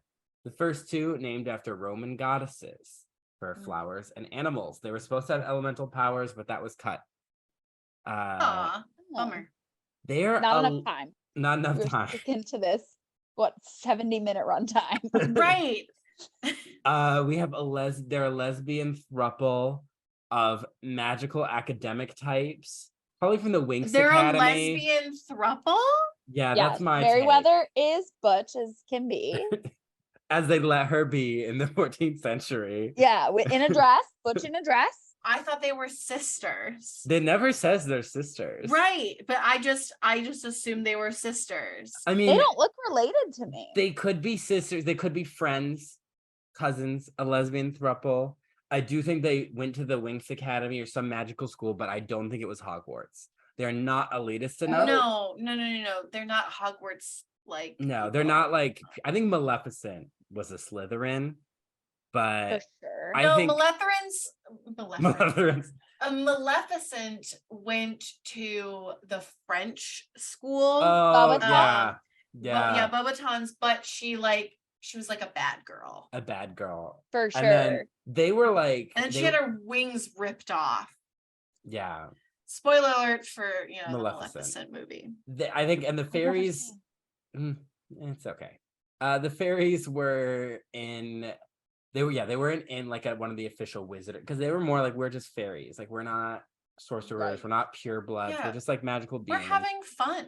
But they're academic types, like they like to read with their tea. But they're not very smart. They're not very smart. But we love them. That's what they mean. Like they like to read about like magic and philosophy. Yes, they're not they're not street smart. Not at all. They literally barely touch the street. They read romance novels. They're more into fiction than nonfiction. I think. Yes.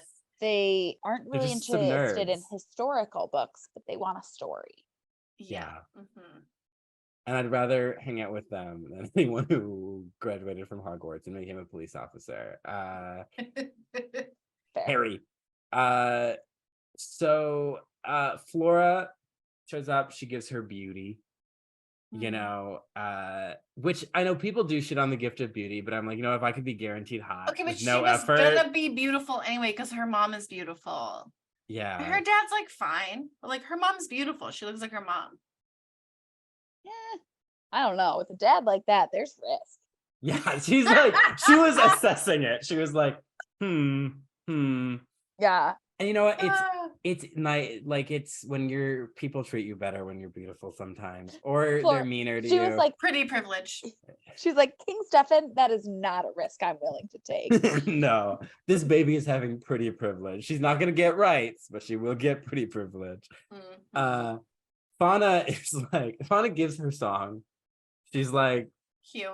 I want you to be Miss America, you know, like she, you know, and then we don't know what Merryweather's gift was gonna be, you know, maybe. You think she was gonna give her like wisdom or something? Wisdom. There's a lot of versions do have wisdom, knowledge. That was Cassie's word.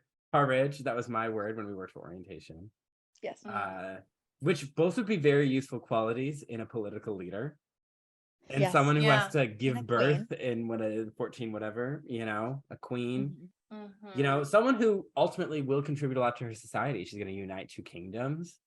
Think about the wars that's preventing. She's going to fund orphanages, churches, hospital, all that. The arts. But instead, she gets cursed. She gets cursed. Maleficent crashes. She knows how to make an entrance. Thunder, there's flying flags, a burst of green flame, a raven, sleigh. I have arrived. She has arrived. She's upset that she wasn't invited, and she calls the fairies poor. Because she says, you invited everyone, royalty, nobility, the gentry, even the rabble. I love that line. So good. Her style, iconic. She came in and she read them to filth. She is very into BDSM, and she might be a little queer, but I think she's ultimately homophobic. I think there's a few Disney villains that I consider. I think most Disney villains are gay.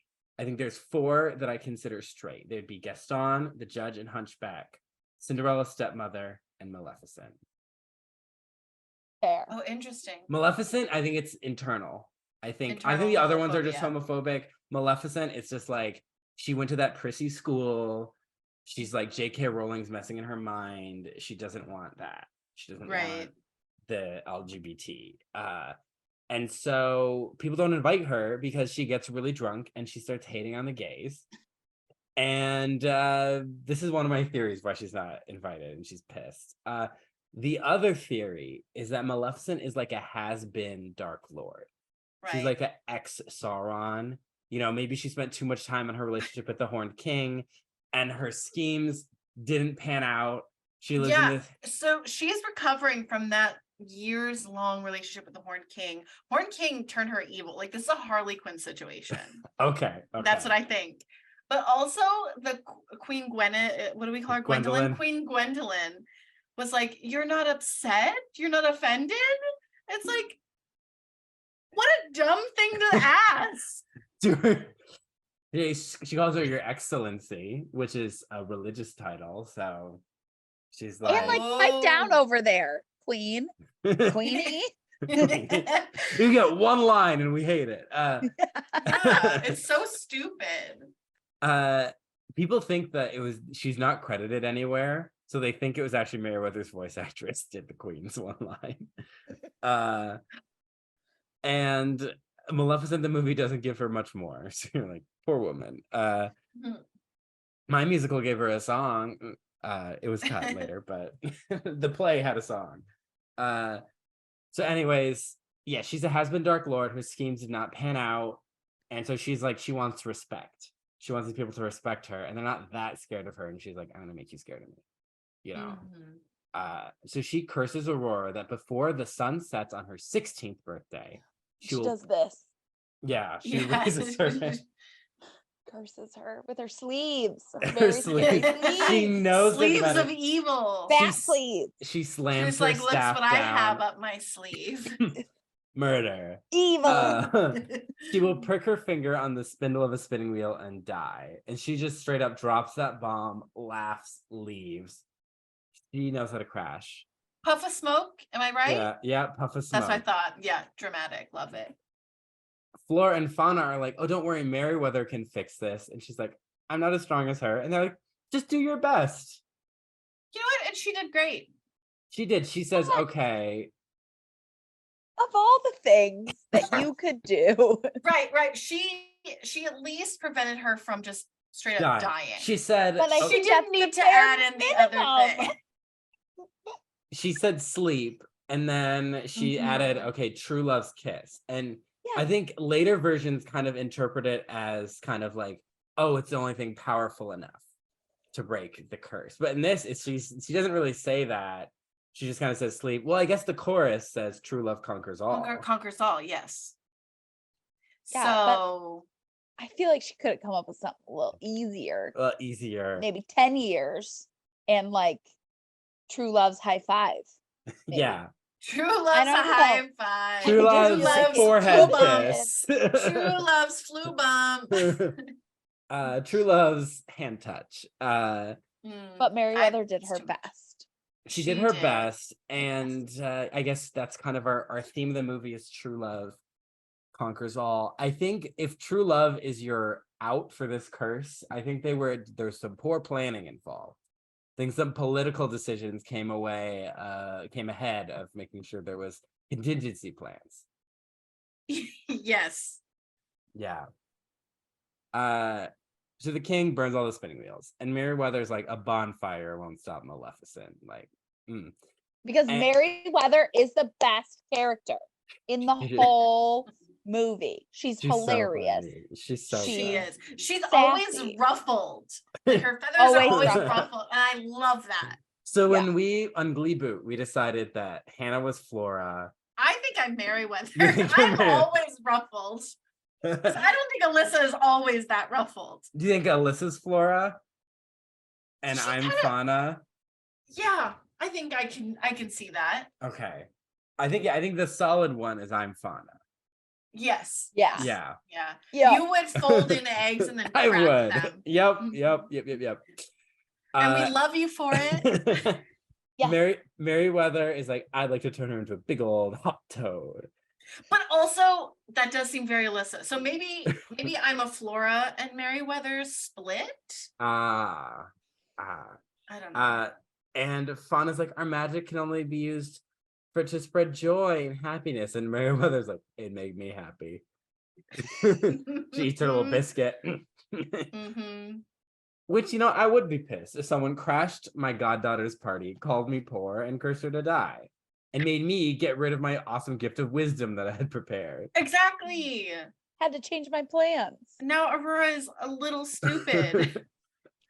So they... Damn, but she's gorgeous. She's gorgeous, and she can sing. You know what? You can get smarter. You can study. That's true. Is she literate? We don't know. So they hide in a jewelry box because Flora's like, I have an idea of even the walls have ears. So they get in. I love this. And Flora's idea is we're gonna turn her into a flower. Yep, it's iconic. So good, so smart. Oh wait, the Maleficent just has to send a frost. Yeah. She's like, Flora was convinced that this is like a problem to duh. Why didn't we think to just turn her into a flower? And then Merryweather, the best of the best, it brings us all back. That's why she was gonna give wisdom, because she's like, I'm with these other bitches. They are so fucking dumb. Somebody needs to have wisdom. Somebody in this kingdom. Yeah, because we know Stefan doesn't have any. No. bonfire solution. They're also red, green, and blue are the colors of the Zelda goddesses. Yes. And I think the blue one is the goddess of wisdom. It's like courage, power, and wisdom. Yeah. Wait, those have been interesting gifts, but power is kind of generic. So they're like, what are we gonna do? Maleficent knows everything. And Fauna is like another theme drop is she doesn't know anything about love or kindness or the joy of helping others. And this is what gives Flora the idea. Something Maleficent would never expect is people doing something nice for each other. Yes. So there are going to be three. She's like, what about three peasant women raising a foundling child in the woodcutter's cottage? And Fauna's like, that's awfully nice of them. And you're right. She's yeah, blue. Blue, yep. And Flora is like, that'll be us. And she turns them into peasants. And Fauna is like, I love babies. I want to take care of the baby. And Merryweather is like, without magic, as mortals, no flying, no magic. We haven't done that before. Gross. And she's a realist. That's where I think I'm like, I would be Merryweather. And like, I don't know if we can do that. Yeah. Yeah, I'd be the one like, oh, I love babies. And you'd be like, Cullen, we have no skills. Yeah. It would be, there would be one Fauna and two Merryweathers. Melissa. But Flora in this time, she's like, how hard can it be? And she's taking all the magic. This girl loves a power play. She makes Merryweather's dress pink initially. She just doesn't like that. She almost leaves Fauna and Merryweather tiny. Flora is like, I am the boss. I'm the one making the Asana tickets on the projects. Yeah. Okay, which again, this is where the Hannah becomes Flora. I'm a split, you know. I'm a split. And so they're like, we're gonna take her to the woods and wait, you know. And so they say Aurora's called the king and queen's most prized possession. Love that. Which is definitely how people think of this girl. Well, that's how people think of their children. So I was like, not surprised. Definitely. And they take her to the woods. You know, Fauna's all like cuddling her, and the kingdom is wait for the return, and they're happy because it's coming up. And the Forbidden Mountains thunder with Maleficent's wrath and frustration. Girlie's pissed, and they're like right next door. I'm like, wow, rough. Bringing down the property values. So she's stressed because her minions can't. That's why she rents it out as a Verbo. Yes. The minions, they're not minions. They're not yellow. They're technically. I was like, I'm sorry. Technically, they're goons. Because in the Sleeping Beauty castle at Disneyland, it's like there's a hallway called the Hallway of Goons. And you can like look in the door and see little goons. Yeah, what are those little guys? Are they goons? Goblins? Are they? They're goons. They're goons. I would say goblin if I had to give them a slightly more official. Yeah. They speak an English adjacent language. Yeah. Right. It's like blah, blah, blah. Yeah, I loved this. She tackles and then curses them and gets really angry. Because they're like, yeah, we spent 16 years looking for cradles. Searched all the cradles for 16 Every years. Single one. And she's like, I'm surrounded by morons. Yeah, but she does like that crazy person, like very gaslighting. Like, oh, they searched the cradles. Did you hear? They searched the cradles. Oh my God, the cradles. You searched the cradles. It's like she switches. 16 years searching for Yeah. She'd be the worst person to work for. There's Absolutely. no HR, no House paid manager. vacation, no dental.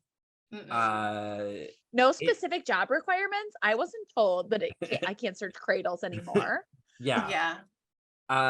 She calls them disgraces to the forces of evil, and she's blasting them with her lightning, and she sends out her raven, whose semi-canonical name is Diablo, and sends him out to search for her. You know, I have to say that this is kind of on her.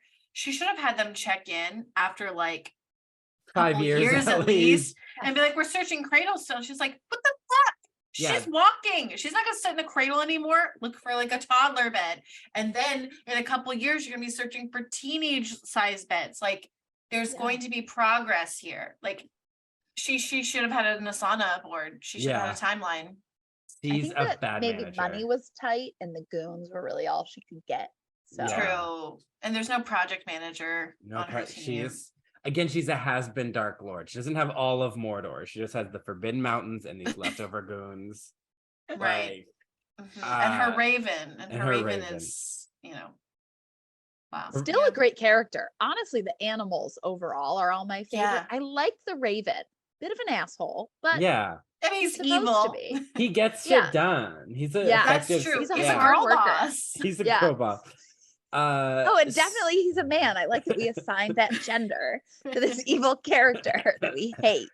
I mean, Maleficent's not letting them pick a gender. Again, she's homophobic.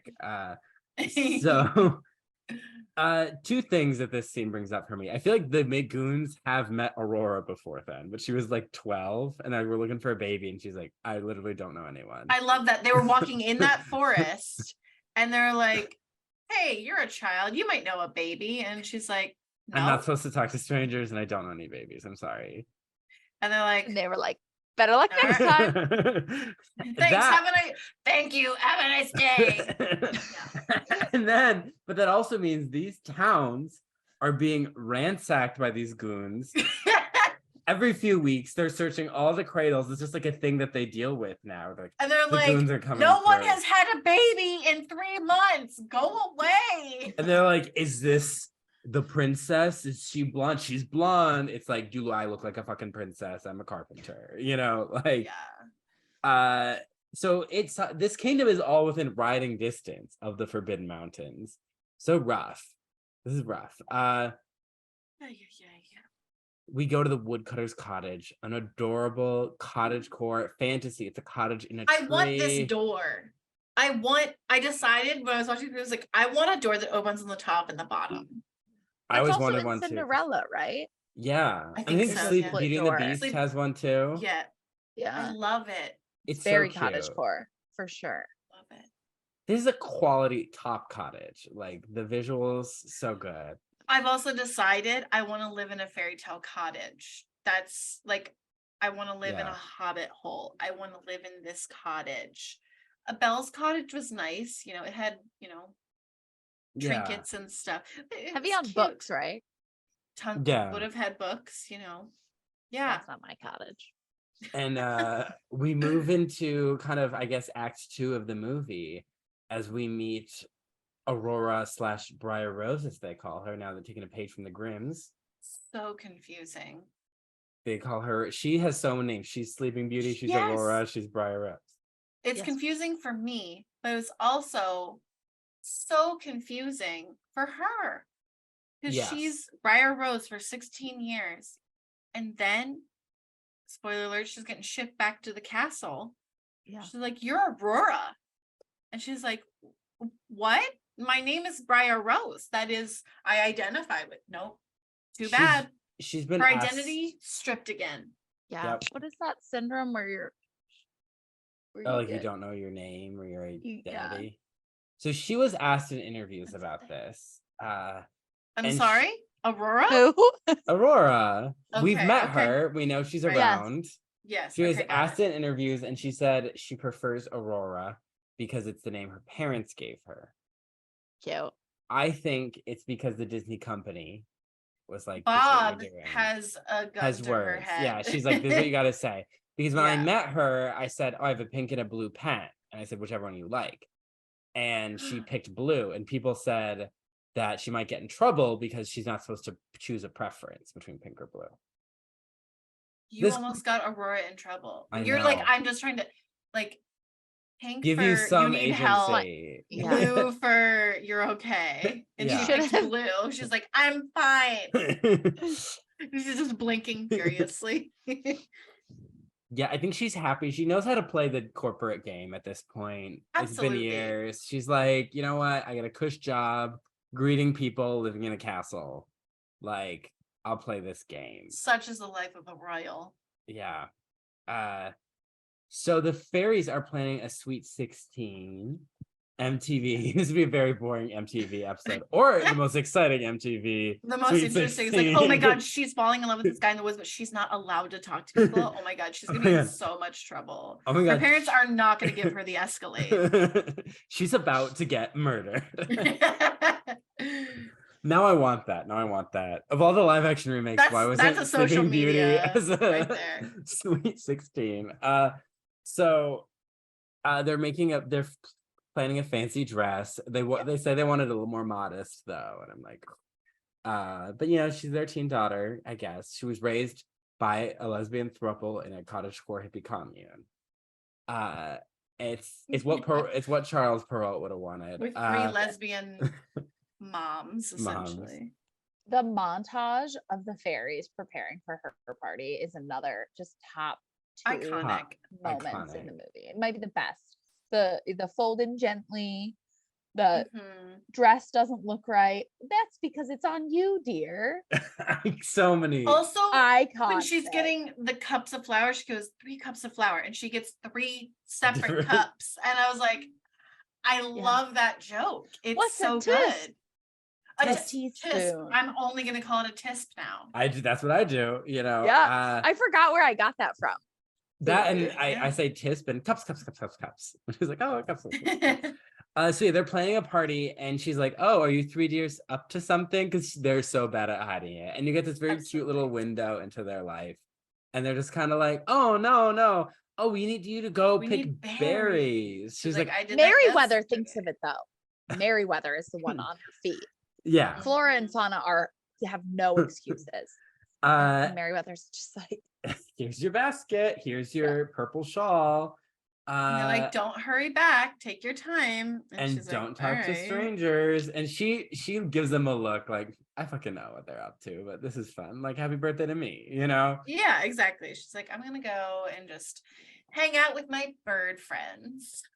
And so the fairies they're making this plan, and you get the vibe that Merryweather does most of the cooking and cleaning, because she says, I've never baked a fancy cake. So Merryweather bakes them food. They know how to eat.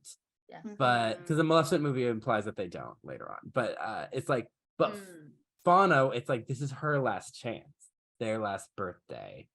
And Flora's like, I'm gonna make the dress, and it's gonna be pink. And is she's her like, color. you don't know how to sew. She's like, it can't be that hard. You just follow the book.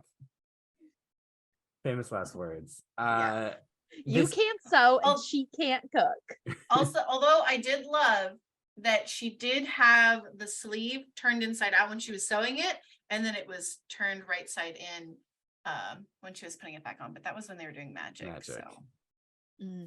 Yeah, Flora is being so shady and they cut a hole. What's the hole that for? A hole in the bottom for the feet to go through. I love it. Just like the idea of that's how you make a dress, is you make a tube, and it's like, yeah, not quite. Merryweather was making all their clothes for all these years. Yeah, and Merryweather's just like, fine. And so Fauna's making a mess. She's folding in eggs. And gently crack. And they start to cry because it's their last day with their Briar Rose. Soon she'll be a princess, and they won't have their little family. She'll be Aurora again. Yeah. And that's this so like, it's actually kind of a touching moment where they're like, oh, 16 wonderful years. Like because I know growing up in the conservative group I did, a lot of people complained that Aurora was taken from 2 heterosexual parents and raised in a non-traditional situation. And I like that in the 50s, they were like, yeah, but they all loved each other and had a great time. And it worked out. Yeah. She's pretty well adjusted as far as Disney characters go. Yeah. I mean, it's Disney characters, so the competition isn't too stiff, but like. Yeah. I mean, she does have, we'll get to it. She has like the most understanding, like realistic reaction to being like, actually, this is what your life is. And she's like, what the fuck? And she's just crying. Yeah, I think she's more like, I loved Anna in Frozen, right? But like Anna's upbringing definitely fucked her up. And Aurora's fucked her up a little, as it does everyone. I mean, she's both a little of those more sisters were fucked up. Yeah, by Anna their and Elsa. parents. Yeah, I think the fairies did a better job. Yeah. Maybe it's just because I was a little homeschooled bubble child, so I'm like, this seems more normal to me. Because she's not like locked in a tower. She can walk around. She can go do They just activities. ask that she doesn't talk to strangers. You know who else asks with that of their children? Everyone. Everyone does. They're like, just don't Normal talk to people. strangers. Yeah. So she's berry picking barefoot. Love it. She's one with nature. She's singing with the birds, the little blue bird, and there's a red bird, and there's the squirrels and bunnies, and there's an owl. Mhm. I love that owl. Iconic, best cinematic owl. So cute. He's great. And he the way he floats in her little basket Yeah. and she Mhm. sings to him. Softly. Her squad And is they here. harmonize. Yeah. She's got a great squad. They're all here. And there she does a dramatic walk as she's operatically singing. She walks across a log, as one does when they live in the woods. And The then log bridge, love it. Philip, we meet Prince Philip. He's on his horse. Samson. Also Samson. a 10 out of 10 character. He's got the bright red cape. He's hot. She's hot. He's hot. Their waists snatched. But just like they know, Wigs glued. Like glued. they're They ready know- for the gig. they know how to do a pop of color for these. Like, because he has the red cape, she has the purple shawl. They know how to Yes. work with basics and a pop. Mhm. You know, Very fashionable. he, in my mind, is the hottest Disney prince. Sorry to Flynn Rider. Sorry to Eric. Hands down. Hands down, Yeah. he's the hottest Disney prince. I also think he just has like, especially considering like Cinderella's prince, who is so fucking boring, and he doesn't even have a name, right? Yeah, he's just Prince In the Charming. first movie. Yeah, this guy has so much personality. He's so fun. He has a That lot makes of him hotter. Yeah, he has a lot of charm. He's the first one with a personality, and part of it is because they were more comfortable animating him now. Mm. Like, this animation was Mm. still such a new art form, at least feature animation. So now they're comfortable animating like a sexy guy, you know, so they could give him stuff to do and give him funny little bits. Because like the Prince and Snow White and Cinderella had a lot of stuff that was cut because they felt like they couldn't animate it. Interesting. And so he's allowed, so he's running around with his horse and he's like, what's that voice? And the horse, Samson's like, nah, no. And he's like, well, what about a bucket of oats? Maybe some carrots? And Samson's like, I'm down. But he's jumping too fast. He dumps Philip in a stream and he's sitting in the water and he's like, no carrots. And does a little splash. So I cute. love that moment. Very yeah. sassy. Very Because fun. he gets an animal sidekick. Mhm. Yes. You know, which is something they would repeat later on. But before, the princes were just, you know, the horse in Snow White. I forget he's even there. Samson, amazing. Yes. Samson is like a character. The horse Yeah. in Snow White is like a horse. It's a car. Nice. Yeah. So, okay, I have a thought, and now I have to say, I saw a TikTok that someone was like, so how would a circumcision work in the Cars universe? And someone stitched it. How did I know you were going to talk about the cars? Someone stitched it, and they were like, when God gave us the power of speech, this is not what he intended. Yeah. Okay, but now I'm thinking about it. No. It's not how Yeah. they reproduce. No, it's not how they reproduce. Yeah, they reproduce in factories like in the Robots movie. Yes. Right. Another- iconic film. Iconic gay film. Yes, iconic gay film. The Rodney Copperbottom. Yeah. So Briar Rose she sings I Wonder.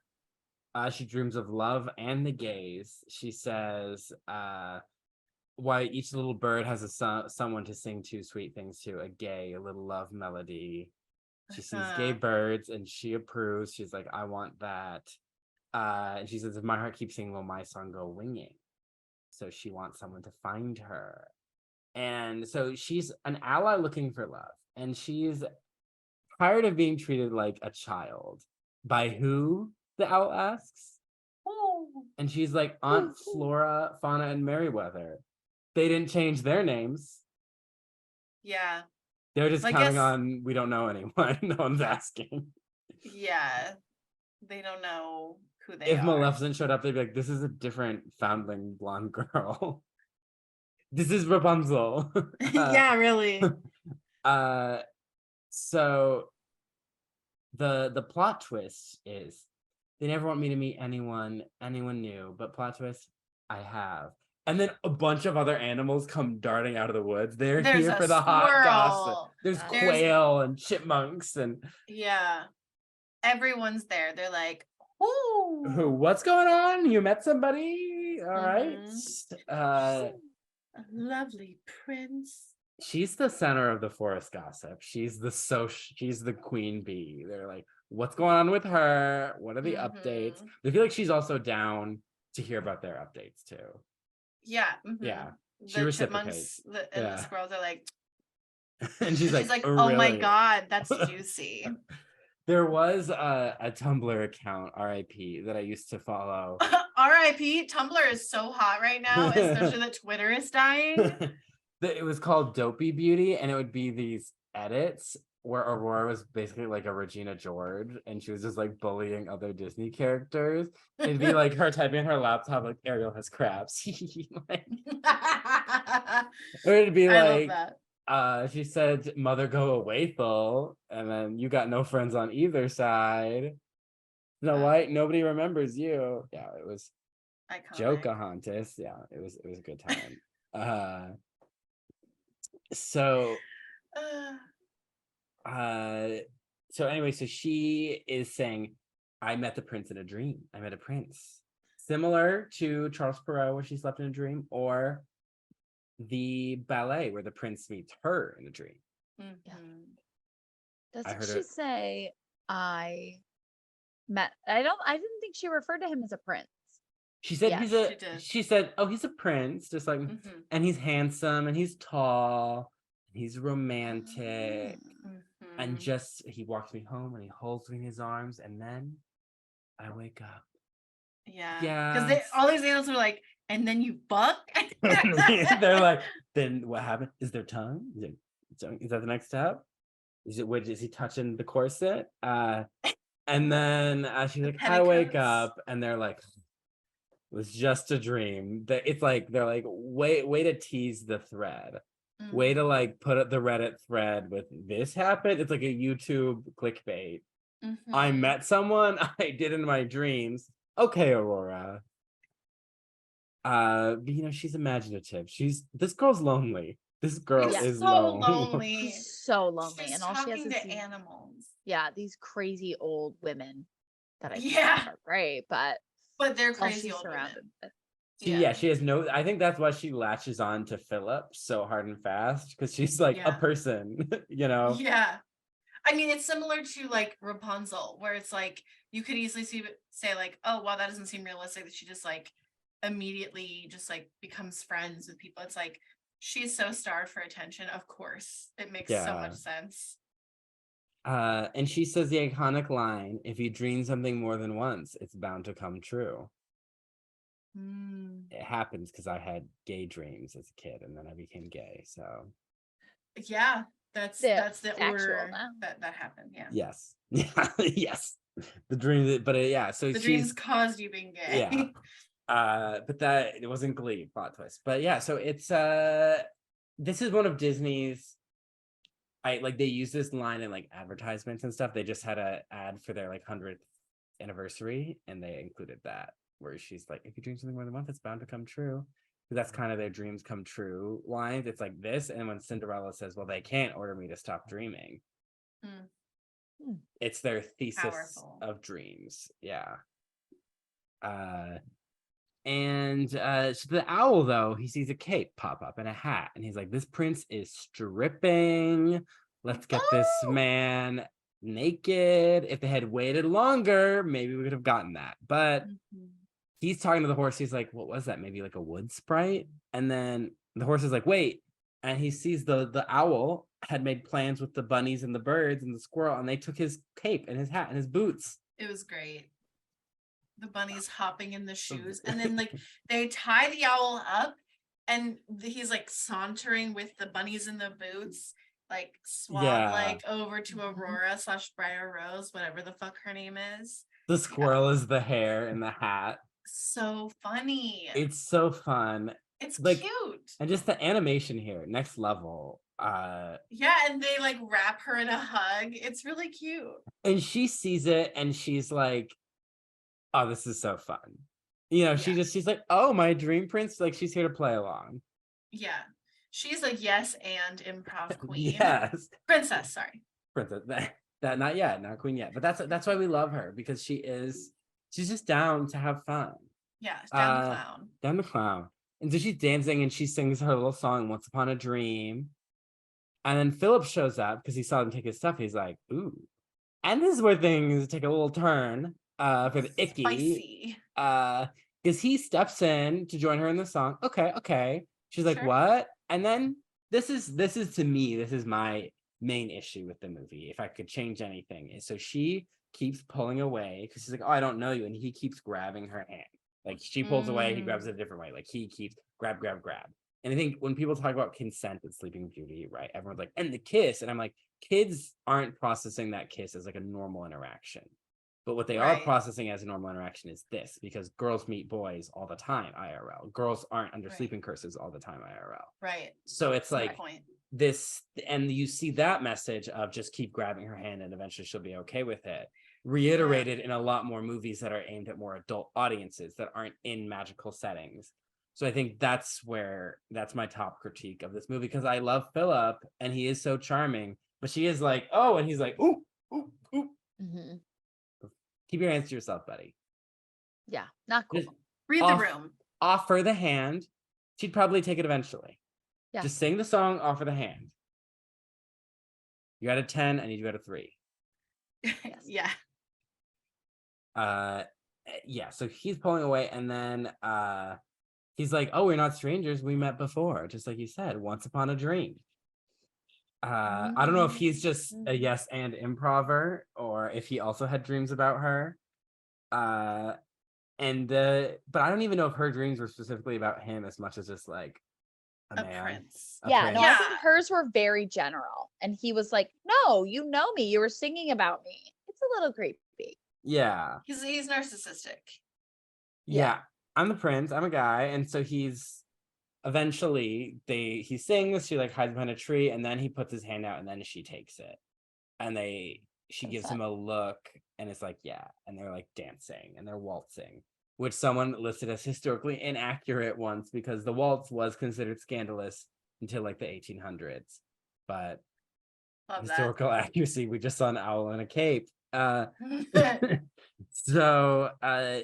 they're dancing, they sing their little song, and they're looking out at the castle from the woods.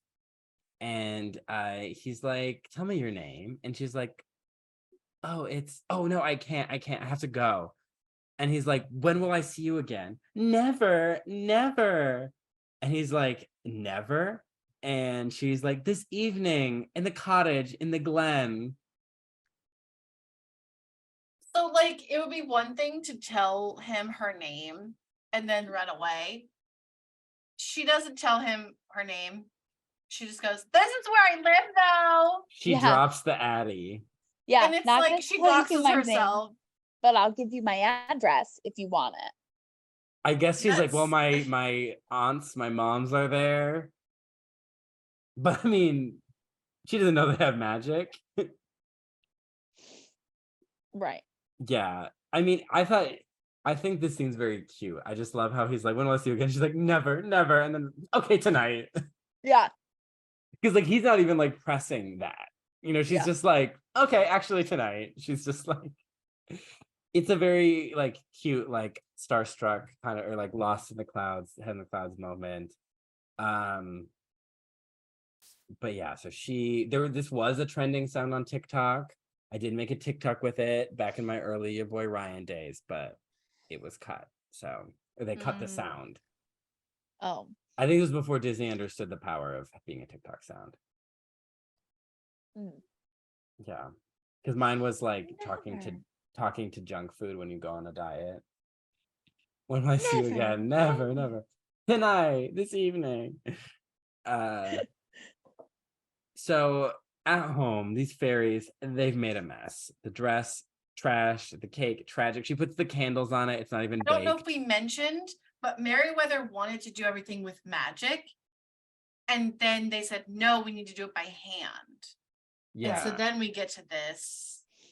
And This it's mess. chaos. You can see the melted cake in the castle at Disneyland. But it is a mess. Yeah, when we were there, the castle was under construction. We were there together. That's why I'm not remembering Yeah. it. So it's a mess. And Merryweather's like, I've had enough. We're using magic, because she's like, we have to think of what she's gonna think when she sees this mess. And they're like, and so they like close up all the nooks and crannies, but not the chimney. They also lock the door, which Briar Rose just walks in later. So Yeah. And they are, Fawn is using magic to make the cake. Merryweather is cleaning, a la Sorcerer's Apprentice. Mop and broom. She sends dust to a pocket dimension. Yes. Yeah, they send eggshells to a pocket dimension. The trash dimension. And Mhm. we get the classic pink versus blue debate. Because Flora's making the dress pink and Merryweather's like, blue. And Flora's like, no. And so they're fighting. Merryweather keeps blasting Flora's ass. I'm gonna say it. Lots of like, you should say it. You should. Yeah, it needs to be said. Just like a lot of like, oh, and they're just like blasting their magic back and forth, and it goes up the chimney, and the Raven is like, oh, and he comes down to watch as Briar Rose comes home. Yeah, because he sees the blue and the pink coming out the chimney, right? He's like, I know who that is. And he flies down, and they crash, and they make like a splotchy dress. Yes. Looks like a paint on it. Yeah, and they're like, oh, no, look what you've done. And it's like, all you have to do is go ding, make it pink, and it's fine, and she shows up, and Briar Rose is like, oh, I had the most wonderful day. And then she's like, oh, a cake dress, like, how wonderful. And they're surprised, and she's like, aw, this is the happiest day of my life. And they're like, oh, yay, because it's your birthday, right? And she's like, oh, wait till you meet him. And they're like, yes, him. And then she starts singing and dancing. They're like, she's in love. And they're like, actually, you can't do that. You were sex trafficked as a baby. you can't fall in love on your own. You were betrothed to a prince who was named after Queen Elizabeth's husband, because they thought that would sound royal to American audiences.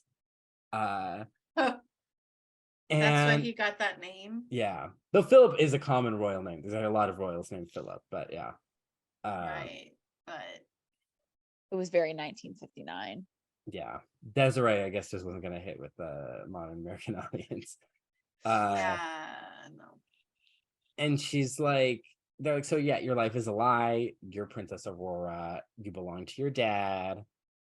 We're taking you back, and you're betrothed to Prince Philip since birth. And she's like, that's so much to process. She literally is like, puts her hands here, like, oh. Not only is it like, well, you may have fallen in love, but like, you can't be with this person because you're already promised to someone else. That's hard enough. On top of that, you're a princess. Your name's you're not a princess. Rose. We had to protect you here in the woods. We're not your real moms. I know we tried to explain the Birds and the Beast to you and you didn't get it because we're a lesbian throuple, but like we're not your real moms. Right. You have parents somewhere else. They apparently love you. There's a witch after you. Oh wait, they don't tell her that. Nope. No. Can't. They don't tell her the most important part. Yeah, like, they don't explain why. To like save you from this person who is trying to kill you. That would be too transparent. That's not how you're supposed to raise children. You're supposed to tell them a quarter of the information and expect them to succeed. Yeah. Yep.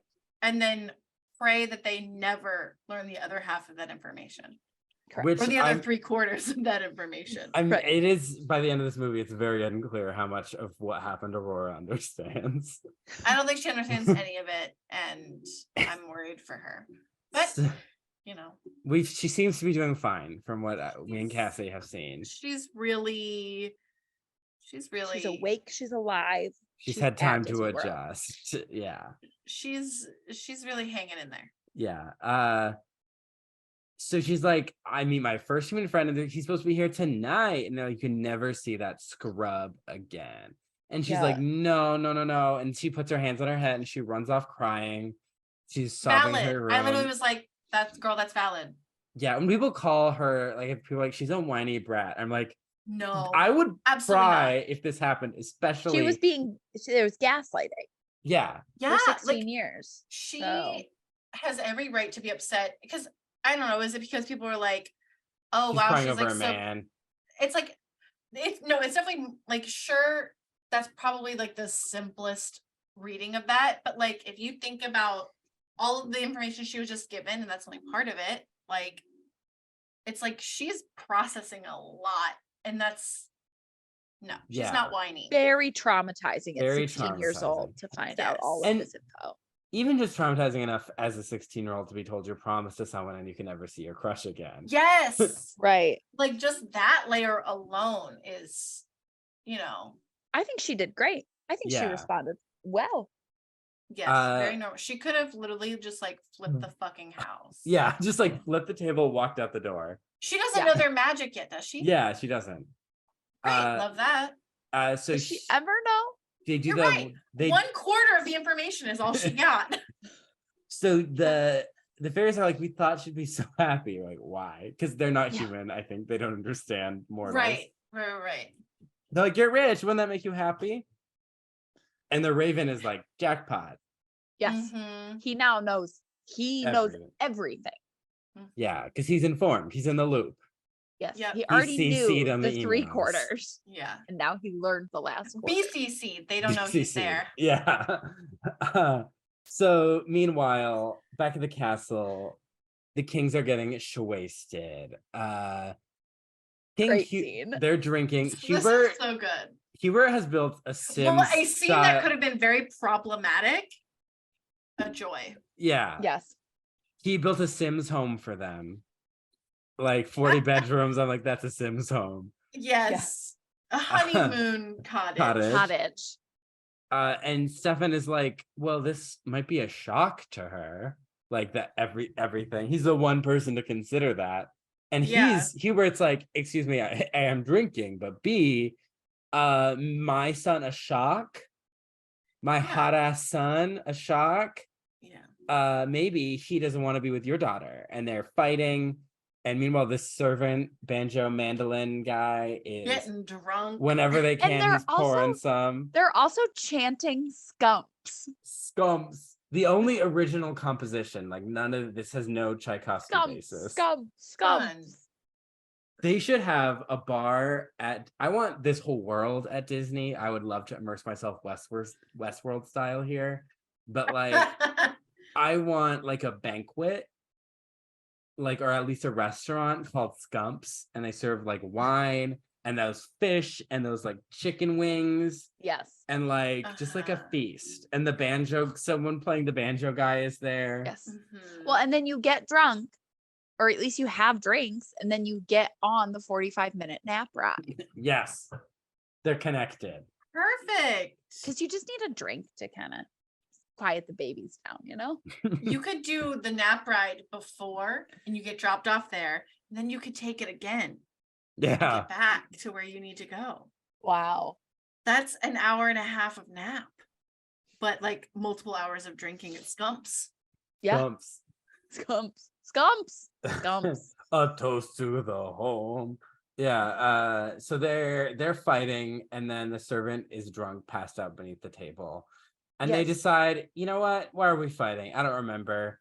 Let's make plans. I'm going to call the Woodcarvers Guild. We're going to make a cradle for these. But they also, I looked this up. He calls, Stefan calls Hubert, why, you unreasonable, pompous, blustering old windbag. Yeah. Red to filth.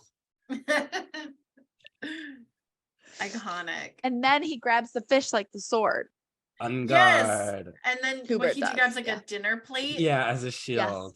Yes. Then that's when they realize they're too drunk to fight. That's why their children are goofballs, because they're goofballs. Yeah, they are. this movie gives me strong like Shakespeare vibes with the like miscommunication, Yes. misunderstanding of identity, the royalty, the fact that like they hint at transgressing social boundaries, but at the end everything falls as it should be. Right. You know, it's Shakespeare, and that's gay culture, and that's why this movie. The first LGBT Shakespeare. Yes. The gay timeline: Shakespeare, Carbo snatching the wig in the Tchaikovsky ballet. Yep. So Philip comes to the castle and he was like, oh, hey, you need to change into something suitable. You're in your Under Armour and like tunic. You're in your workout gear. You went for a ride. And he's like, first off, jock chic is my style. Second, I found the girl of my dreams. And he's like, you met Aurora? No, I didn't say that. I said I met the girl I was going to marry, a peasant girl. And Hubert's like, no, you marry a princess. You're a prince, you marry a princess. Or he implies that he will be disinherited. Yes. But this is where he's like, Father, it's the 14th century. This is modern times. You're living in the past. And he's like, this is the 14th century. Like, throws his arms out.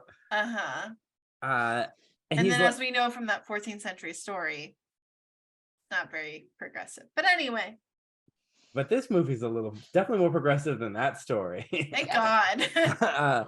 And he's like, I command you to come to your senses. And Philip's like, and marry the girl I love. And Hubert's like, yes. And he's like, goodbye, father. And Hubert's like, goodbye, father. And then he's like, wait. He got punked by got bamboozled. Bamboozled, yeah. So 2 notes. He took advantage of his drunk father. Philip and Aurora are done speaking for the movie now. The rest of the movie, no more dialogue from them. Yeah. And wait, totally. No. Yeah.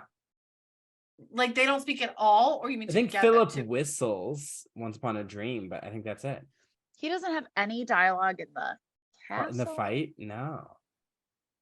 I did think it was weird that like he got really silent, but obviously it was like, oh, she got silent because she's asleep. Got fucking pricked and she's busy napping. We also napping beautifully. We also have our first, what I'm gonna call, because anyone can be called this now, Disney's first LGBT character. On the stairs in the unmoving backdrop is a man in yellow tights with like a green doublet and like a red like sash thing, and I'm like, he's serving on that staircase, standing alone, posing for the gram. I'm like, first LGBT character, Sleeping Beauty. Also the fairies, but this man, he's the first G in the rainbow. So Aurora, she's in her sad girl era. She's in a hood. So they're walking in the castle in the back door up creepy dungeons. And she sits there and they're like, one last gift, a crown. You're a princess. It's so crown. This is so somber. They're like, here's the final thing. Like, you're a princess. And she's just like, she looks at herself in that crown and she just straight up, like, hand in arms cries. Just like shaking. She did not want this. Still a cute crown. It's a cute crown. 10 out of 10. Her Disney fit crown is so good. Yeah. Very simple. Yeah. It's their top tiara for sure. In my opinion. And then so they leave her alone. Like, I'll give her a second. Moments left, guys. You already traumatized her this much. What's 15 more minutes gonna do? So they are leaving and they're like, I don't see why she has to marry any old prince. That's what Merryweather says. Merryweather, she's questioning the patriarchy. Yes, she is. She's like, I don't agree with this. And then Fauna's like, well, that's not ours to decide. And Flora is about to kind of be like, well, maybe, because this is where I'm going to be like, okay, if her curse was broken by true love, why wasn't this girl allowed to date? Why wasn't she allowed to at least know other teenagers, go to a homecoming, Because it just said true love's kiss. They later say love's first kiss, but they did not say it had to be her first kiss. Just had to be true.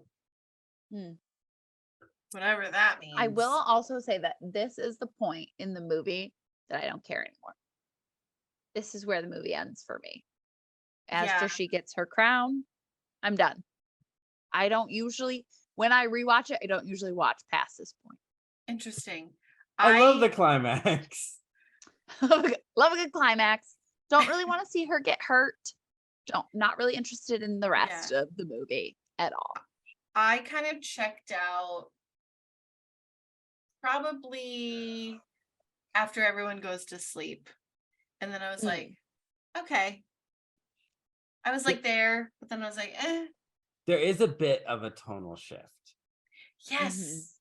It gets a Quite lot a bit darker, and the lack of dialogue. It gets very like yes, visual. I think that's what it is. And also because we barely see her. Yeah. Right. Interesting. Like, who is this about? Yeah. And so interesting throwback to Hannah's comment earlier about having a protagonist. It would be nice. Yeah. So then Maleficent's using the Puss in Boots theme from the ballet, and she's like going like Aurora, like just like so softly, and it's like this great spooky thing, and she entrances her. Yes. And I think this music or this moment, it made me think of depression, because it's like when she's at her lowest point, she can sneak in and kind of override her mind, and she's just like walking towards this curse. And the fairies, they hear and they like come in, they're chasing her, they're calling Rose, Rose. I had so many nightmares from this scene as a kid. You know, they're calling for her, they're looking for her. And when they say, don't touch anything, you see her pull back. You see like part of her is registering, but the magic is too strong and overrides her will. And that's depression. I kind of became obsessed with just all of the feelings that she must be feeling of like having to go back to the castle after living this adorable life, that she was happy, and you know, it just and there's definitely the sense of depression and stuff. I kind of became obsessed with that. I was like, that would make a really good like modern movie, like a modern take on this that wasn't like a nice fairy tale. It was very dark about these events. I kind of became obsessed with that. Well, that's probably why I checked out, because I was thinking, I was like, that'd actually be pretty interesting. That's what I mean. We know I'm not a fan of the remakes mostly, and that's what disappointed me about Maleficent. Is I felt like there's a lot in this movie that I want more of, that I want to explore, and I felt like that movie like just made a whole new story and didn't interpret that. And then, which is fine, I like that. But if we have to watch every other one be remade and explore things that like what happened to Belle's mom, I'm like, there's so much in Sleeping Beauty that could have been analyzed and like explored. Yeah, for sure. So Maleficent is technically supposed to be one of the remakes, not like it's prequel? It's a remake of Sleeping Beauty. Yeah, really? It's the same event. I thought it was. I guess maybe it's because I hadn't seen Sleeping Beauty all the way through when I watched Maleficent, which actually I don't think I finished because I hated it. But anyway, I don't think I've seen Maleficent, and isn't there a second one? Yeah, some reason. Which the villain in good cheekbones though. Good cheekbones. Oh, fantastic. Angelina Jolie acts very well. And so does Elle Fanning. I just think sorry, Linda, I'm usually a fan, but the writing wasn't doing it. So the fairies arrive after she touches the spindle, and Maleficent creates the meme, here's your precious princess, that used to be like when you return your drunk friend to her boyfriend, here's your precious princess. She just like collapsed. And she calls them, you poor, simple fools. And she's calls herself the mistress of all evil. Maleficent, definition of lying on your resume to get the job, like manage these goons. She can project manage them. But she puts on a resume, I'm mistress of all evil, and the world of Disney bought it. She's a millennial. She has to do it. She's the premier Disney villain now. Despite her terrible delegation skills, her terrible lair maintenance, she's the mistress of all evil because she said she was. That's beautiful. Isn't that half of it?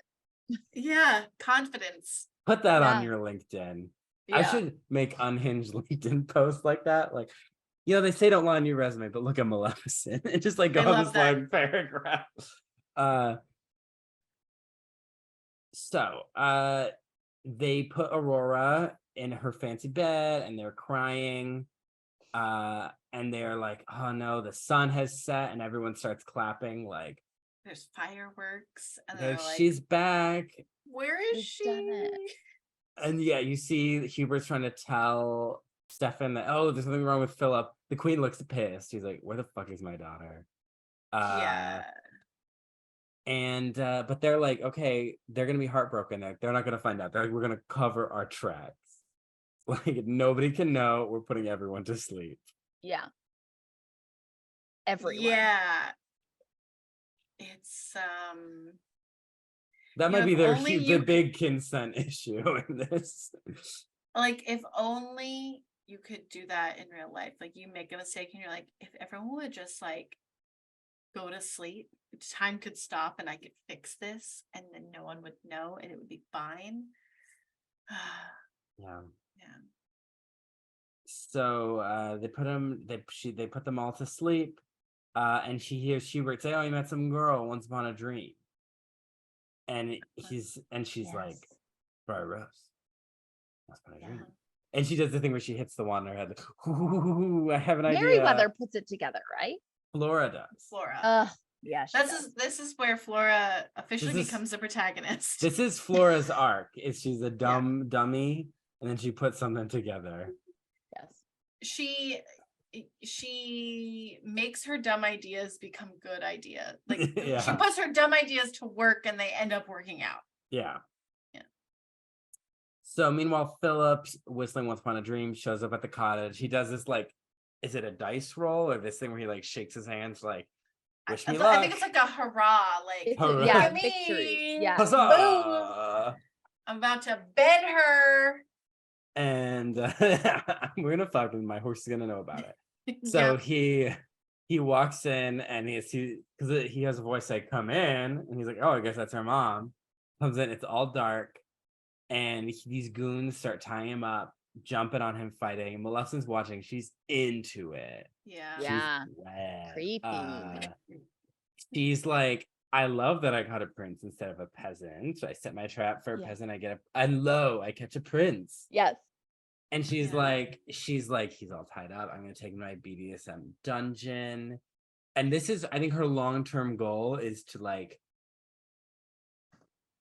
groom him and get them to fuck. I think she's gonna like play mind games with him. Wow, that's years. really reading into Wow. Maleficent, but okay. Yeah.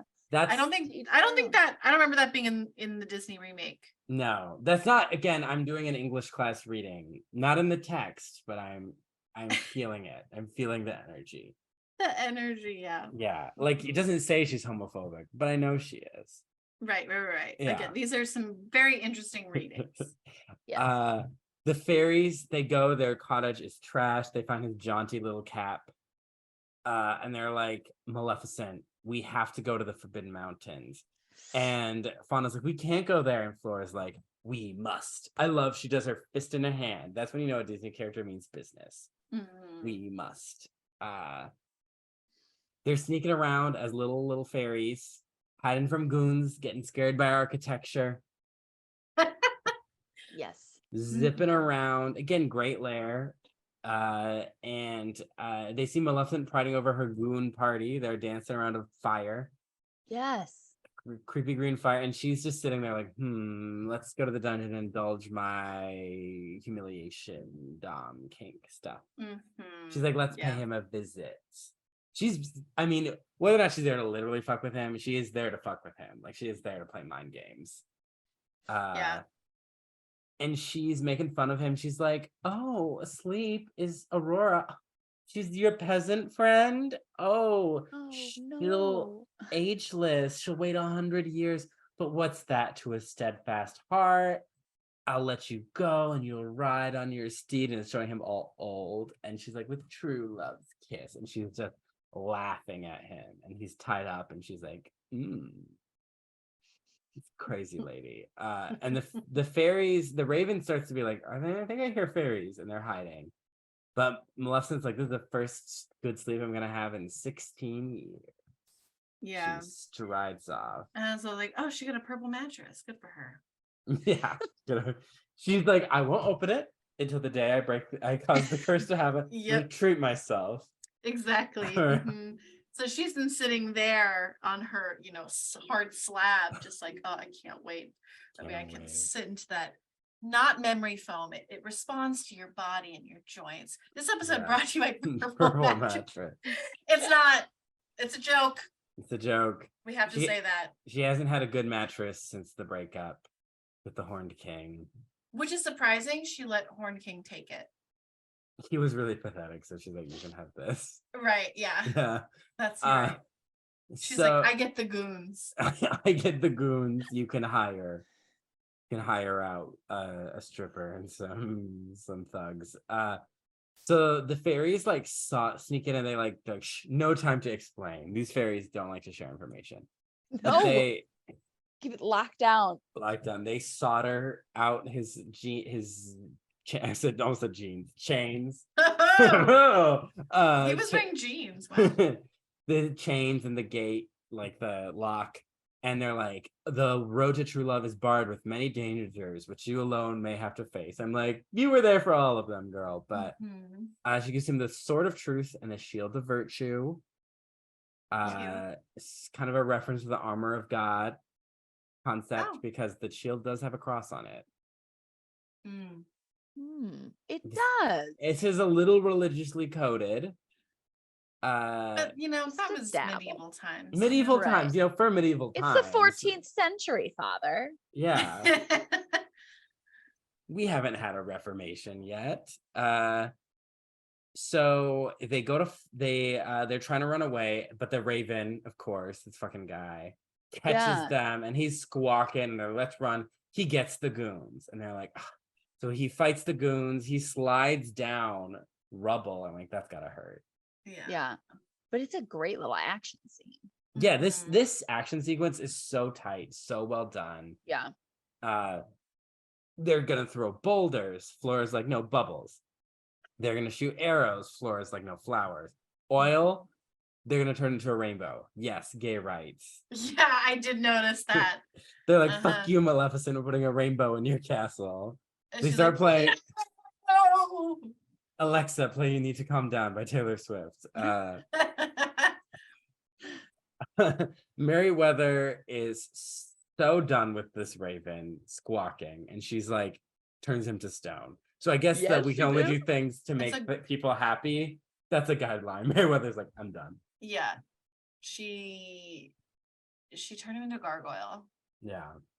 You can in Paris, they have him as a stone in the castle. Wow. Yeah. That's cool. Because it is Sleeping Beauty's castle there too, right? You said it in French. Yeah.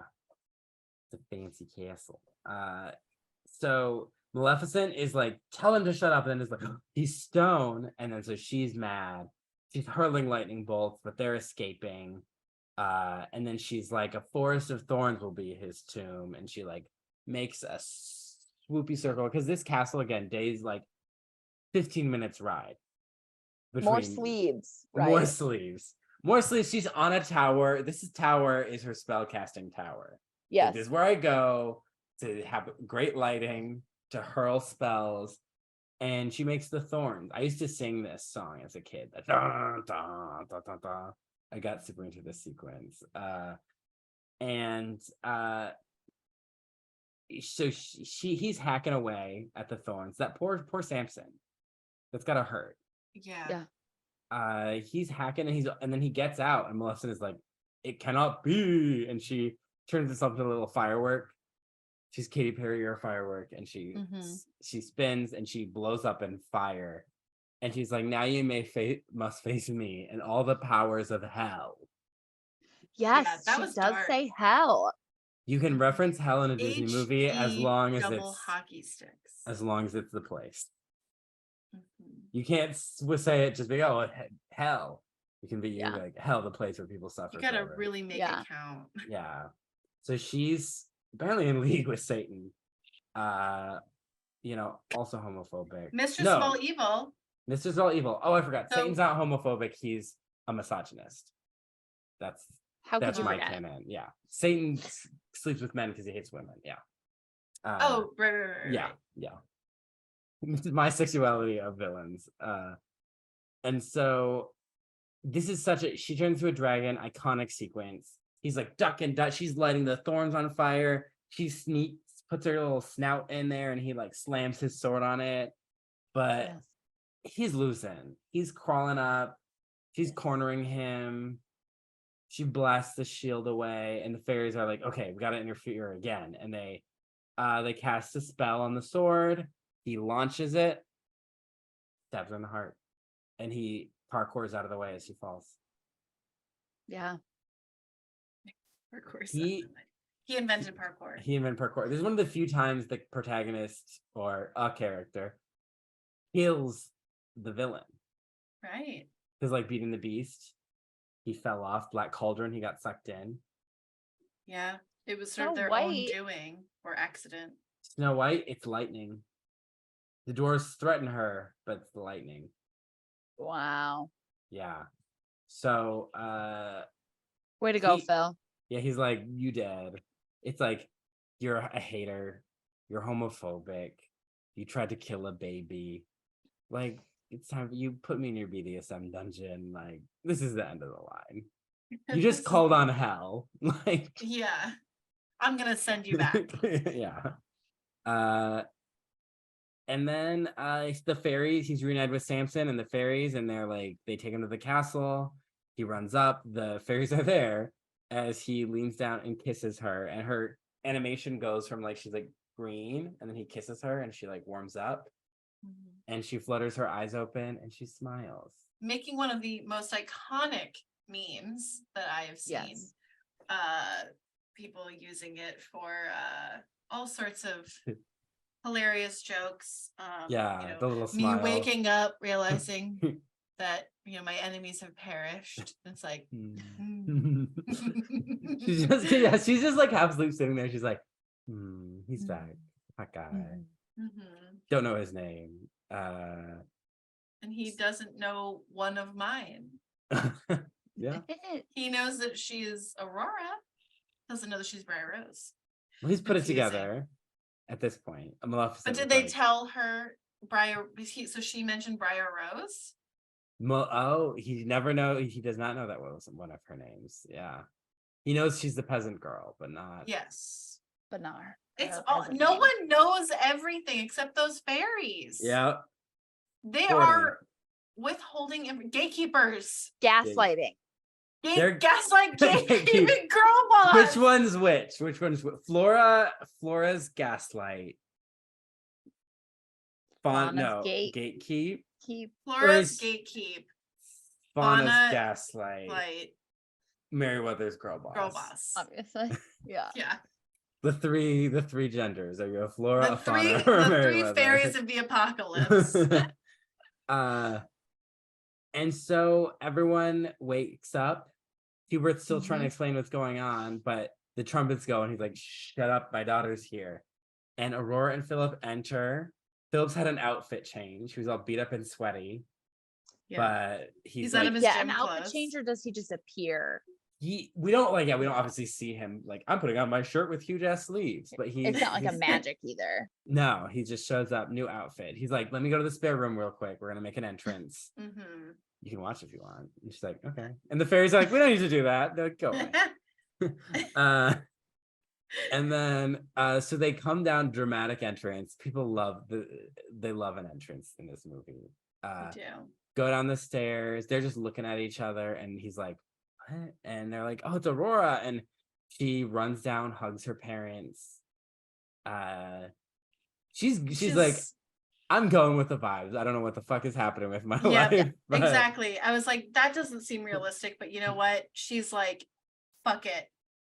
She's like, I got the hot Yeah. guy. I guess I can't ask for too much. She's I like, hope they this got is to my chat life. so she could get updated a little Yeah. bit Mm. on the situation. There's Right. I was Googling images for my background, and I saw like a picture from a storybook that was like kind of like a comedic. It was Disney, but it was like one half of the book was Maleficent's POV, the other was Aurora's. And she was like, yeah, I guess I'm a princess now. I'm with Philip. He likes to kid. He says he like fought a dragon just to kiss me. He's so silly. And it shows her like laughing as he's trying to be like, I did the and so he's Yeah, because she didn't know about Maleficent. she was she's in never trance interacted with when Maleficent. she got the prick. Yeah. Yeah. Yeah. And she was a baby. So she during would the be first like, part. So she would be like, that's so weird. A dragon? Okay, Philip. Yes, Yeah. and yes, and. So That's so true. so the Hubert is like, what? And then he looks up at the fairies and they're happy, and Philip's just like, and she kisses him on the cheek, and he's like, oh, okay. And then they start waltzing, and Once Upon a Dream plays, and Fauna's like, I love happy endings. And Flora and Merryweather fight pink or blue. Yeah. She's been wearing blue most of the time, but now it's pink, It's and so fun. they've danced in the clouds. The last shot as the storybook closes, she's in pink. Mm-hmm. Happily ever after storybook ending. Yes. Cute. So that's One the of the movie. best. One of the best endings. Yeah. I mean, they recycled it for Beauty and the Beast, so it's Yeah. a it's Oh a winner. yeah, the waltz. Yeah. Yes, I recognize that. Yeah. Let's talk our vibes and aesthetic. Mm-hmm. The music. The score, top tier, very unique. It is good. It is Unique unique. sound. I don't think I love it. Do you mean the songs or the score? Both. Both, because I don't think I'm a Tchaikovsky person. I think I've learned. Because Okay. I'm a Beethoven, Bach person. Huh. I mean, I like my Germans. Your German. Tchaikovsky was in a weird. The Bavarian king was obsessed with him in a gay way, and that's why he built Cute. that famous castle that the Disney castles are based off of. So, Adorable. I love that. Yes. Yeah, but it's definitely different from all of the others. Yeah. Yeah. I think dark. It's darker. It is darker. Yeah. The score or the songs, I think Once Upon a Dream, very charming, very dreamy, romantic. I Wonder is sweet. Just a little ditty more than like a song. Right. And then the other songs I would say are low-key skips. I know I said I would play Hail to the Princess Aurora at a club, but I was lying. I was like, I'm not, I want to listen to a Disney song. Let's pull up the GIFs. Yeah. I mean, Once Upon a Dream, and yes. And I love the dragon fight music, and I think Once Upon a Dream is such a quality song. I actually didn't realize it was from this movie. Like I knew some of the words. I was like, oh, that's where it comes from. Ah, interesting. Yeah. I was like, why do I know this? I think it's my favorite of the old princess love songs. It might be my favorite Disney love song, period, but definitely compared to Snow White or Cinderella's you love Dreams. love songs. I love Dreams. Mm-hmm. And it's like just a clever device. It's a clever lyrical device. Sure. Visions aren't always what they seem, but if I know you, you are gonna love me at once like you did in a dream. Like it's just like it's for sure. quick, it's simple. I'm not a very musical person. But you were my assistant in my other musical. I was your assistant, but I've never been good at music. I can't like pick out good songs on an album. I'm just not very musical. It's not in my body. It's not in your blood, as Shawn Mendes would say. Yes. Mm-hmm. Yeah. A musical person. A musical person. If someone was like, make a Sleeping Beauty movie right now, I think Shawn Mendes would be Prince Philip. He has the look. I don't know about his acting, to be fair. I've never seen him act. If it's anything like Camila Cabello's acting, maybe not. He was the voice in La La Crocodile. The La La La La La. And I only saw like part of the trailer for that, and I was like, this is just another B movie. And not B as in like Met movie. I mean literally the B movie. Like a woman animal romance. Yes, this is literally just another B movie. Oh boy. But anyway. Let's talk visuals then. I'm gonna say top tier. So nice. I think they're great. Beautiful. It's just gorgeous. And this has been everything. These people have been working since Snow White, since before Snow White. This is everyone on their A game, like being really challenged. And like just the movement is so fluid and beautiful. and even better than films that will come out later, you know, The like backdrops are so nice. Yeah. This cottage is nice. Yeah. Very detailed. But Maleficent was like in the first scene with her, it's like she stands out. Like it doesn't really seem as old as I thought she would. Like the animation, like it seems somewhat contemporary. Like it's really cool. the sharp designs. I think just because she's such an Yes. iconic Yeah. design. And like yeah, it's the colors because it's based on like medieval art, and so it Mhm. captures the colors that old Hollywood liked to do colorful medieval. And then someone said medieval movies are brown now, and I have words. Okay. I have And words those- for them. Do Those you words disagree? are A, you're probably doing a fantasy, it doesn't need to be brown. And B, yes, a lot of things were brown, but people also loved color. Like that was their how you Right. showed Oh. status, how you showed art, you used vibrant color. Mm. Yeah. I specifically remember like the detail of the banners and the procession of people coming up to the castle. Like the opening is so grand. And that's something that I remember from childhood of being like, this is grand. And it was so detailed. I mean, Yeah. for nowadays, standard maybe isn't as detailed, but it was like very detailed. You in see my like each brick in memory. that castle. Yeah. You know, like It's Yeah. I mean, you can see like different wood grain Yeah. here, and yeah, I mean it is a pretty spectacular. the castle. I'm gonna say Disney's best. I love this castle. Just Mhm. huge. The cottage, Disney's best cottage. So cute. So cute. With the tree, it's like in the tree, amazing. Yeah. It's like the Keeblers The where they make the Keeblers. cookies. Yeah. The Keebler It elves, right? is. Yeah. It's like the elves in the D&D movie and their little tree town. Yes. Forbidden Mountain, again, a top tier layer. Very, very cool, very creepy. Mhm. I did a Disney D&D campaign. I DM'd that, and like the final dungeon was supposed to be the Forbidden Mountain, and it was, but I just had to cut it short. But there was going to be like all these like Disney villains in each room that you had to fight, like Jafar is a snake, and it's gonna be so best of everything. I want to live in this world. Like this is the world I just want to explore. Visuals amazing. Yeah. Let's talk our characters. Let's talk about it. Let's Do have that we- conversation. Do we root for the protagonist, and who is that character? Again, it's gotta be Flora, if I not. think it's Flora. You 'Cause could we argue understand the- Merryweather, but I think it's Flora. It's Flora because she's one who ends up having the ideas to like take her away. Like she puts that into motion. Yeah. She's also the leader of these three fairies.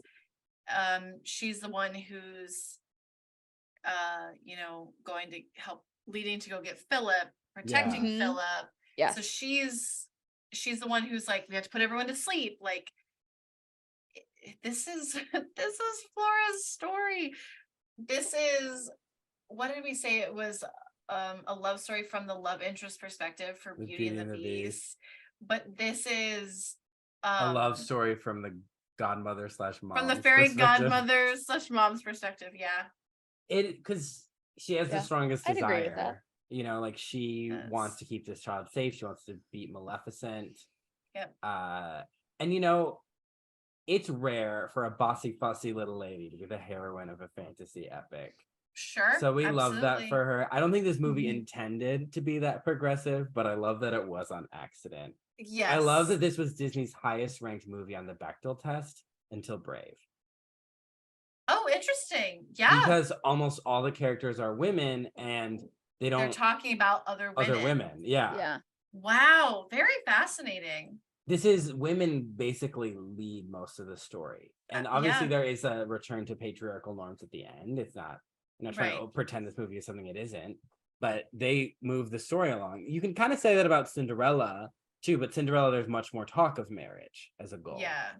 But yeah, this is Yeah. a girl boss. This is girl boss versus girl boss. about a girl boss. Yes. Yes. Yeah.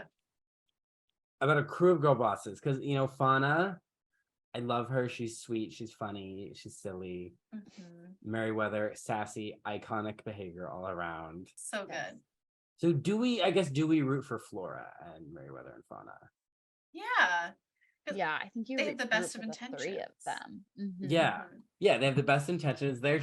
It's about love and they're just like, they want to help others. And then eventually they're caring about their child, essentially. They've And raised her. also- They love her.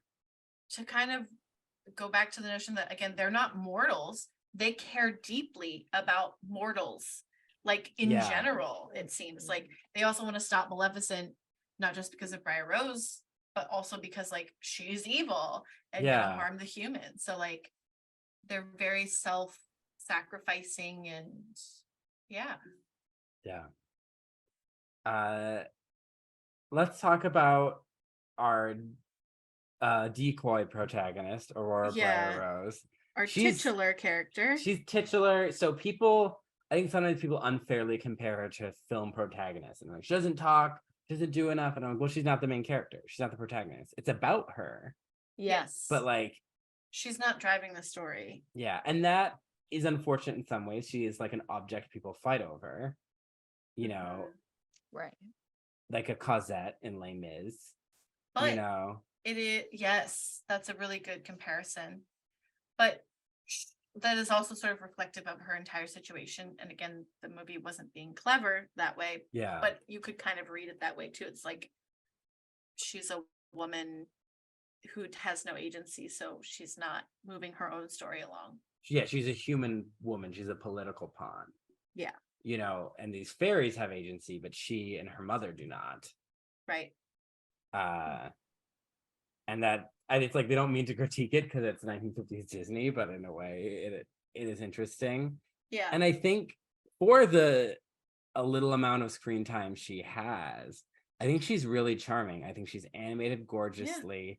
Yeah. I think Mary Costa's vocal performance, like each line, she's not just, oh, what are you up to? It's just like, oh, what are you? She's earning her paycheck for each piece of dialogue. Right. Yeah. And the way she was supposed to be a little more like flirtatious was their goal compared to Snow White or Cinderella. She was supposed to be a little more flirty and romantic, and that kind of comes across. She's like playful. Yeah.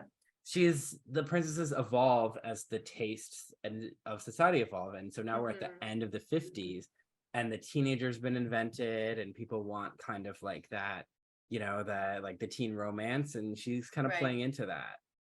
Yeah. She's Sandy from Greece in a less depressing story. I don't know. Differently depressing story. Differently depressing. It's like, no, Greece is still depressing. Yeah. Yeah. Her style and her clothes, iconic. Very 50s. But like I think they her dresses, like you see so many fantasy dresses that are derived from those in their silhouette. Like the shoulder. The shoulder. I love her shoulder points. But like even just the neckline, that V neckline, you see that in a lot of medieval, it's not a real medieval neckline, but it's featured in a lot of medieval fantasy. And I think this, because of this movie, I think the bodice corset that she wears, again, not historically accurate, but has taken over. Like that is the classic, the corset look. Like she has the best peasant dress. I love her princess dress. She's serving this whole time. Absolutely. I may not get agency, but I get to serve. Yeah, exactly. While we were chatting, I very vividly remembered in college creating a Pinterest board of like Disney princess fashion that you could wear today. And while we were chatting, I went and found it, and it's so 2010. It's like I love it.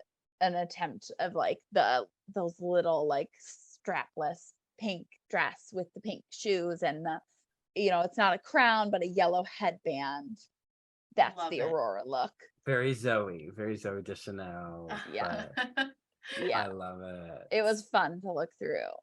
Send this- us the link. Yeah. Oh, I'm gonna plug it, you guys. Yeah. Follow me on Pinterest. I haven't pinned I pinned last year, but I haven't pinned before that in 10 years. Honestly, since getting rid of Instagram and stuff, I have gone back to Pinterest. And it's only because I like hoarding. And it's digital Images. hoarding. So it's like perfect. Like there's no space being taken up anywhere except for on Pinterest servers. Next we got Philip. Love. Papa Red. Love a good Papa Red. Love a good Papa Red. He's hot. He's brave and courageous. Great fit. He's funny. He's goofy. A little too handsy. And I don't love A the little too age gap. handsy. 2 Don't love strikes. the age gap. But 2 not 3. strikes. He's not 3 strikes. He's not out of the game. But I do love him. He's, he's about to get benched. But he is my favorite Disney prince. And I'm so glad I got to meet him at Sweethearts Night. Aw. Lucky. No. Especially because they used to make him wear this hideous outfit at the parks with like a top hat. And I'm like, where the fuck does he wear a top hat? And then they changed it, and now it's like closer to what he's actually wearing in the movie. I'm like, thank you. Yeah, good. I didn't take them out, but in my desk I have Philip and Aurora toys from my childhood. I have a lot of merch for this movie. Like if I'm gonna get merch for a movie, it'll be this one. All right. Do we ship Philip and Aurora? Sure. Yeah. They're little goofballs. They're hot goofballs, and they're very into each other. Mhm. And that the way they look at each other, it's like, damn, yeah. I loved you once upon a dream. Once Upon a Dream. Animals, top tier animals. I love that owl. Best characters are the Yeah. animals. They're so fun. That's the one. Another gripe. I wish the animals were back at the end. Yeah. I wish we saw them like show up and be like, "Yay!" And then she could like wave to them. Yeah. When we leave the forest, we leave the animals. Yeah. It's over. Yeah. They're like, that would have been Where's interesting. our friend? Because they don't know that she's a princess. What if I never got the scoop. What if they saw her Maleficent And they love Philip, gossip. and they were like, they tell the fairies, "Oh my gosh, someone was in your house. 2 strangers were in your house." I love that. That's a great way to add them back in. Yeah. Samson, we love him. He's a goober. Yeah. Hilarious. Very sassy. There's a lot of sass. There's a I lot think of that's sass, something and that's I why we love love him. So much sass about in this this movie. in a It's great way. so sassy. Kings and queens, drunk kings. Yes. The queen And the banjo stressed. guy. Banjo drunk. Love drunk. him.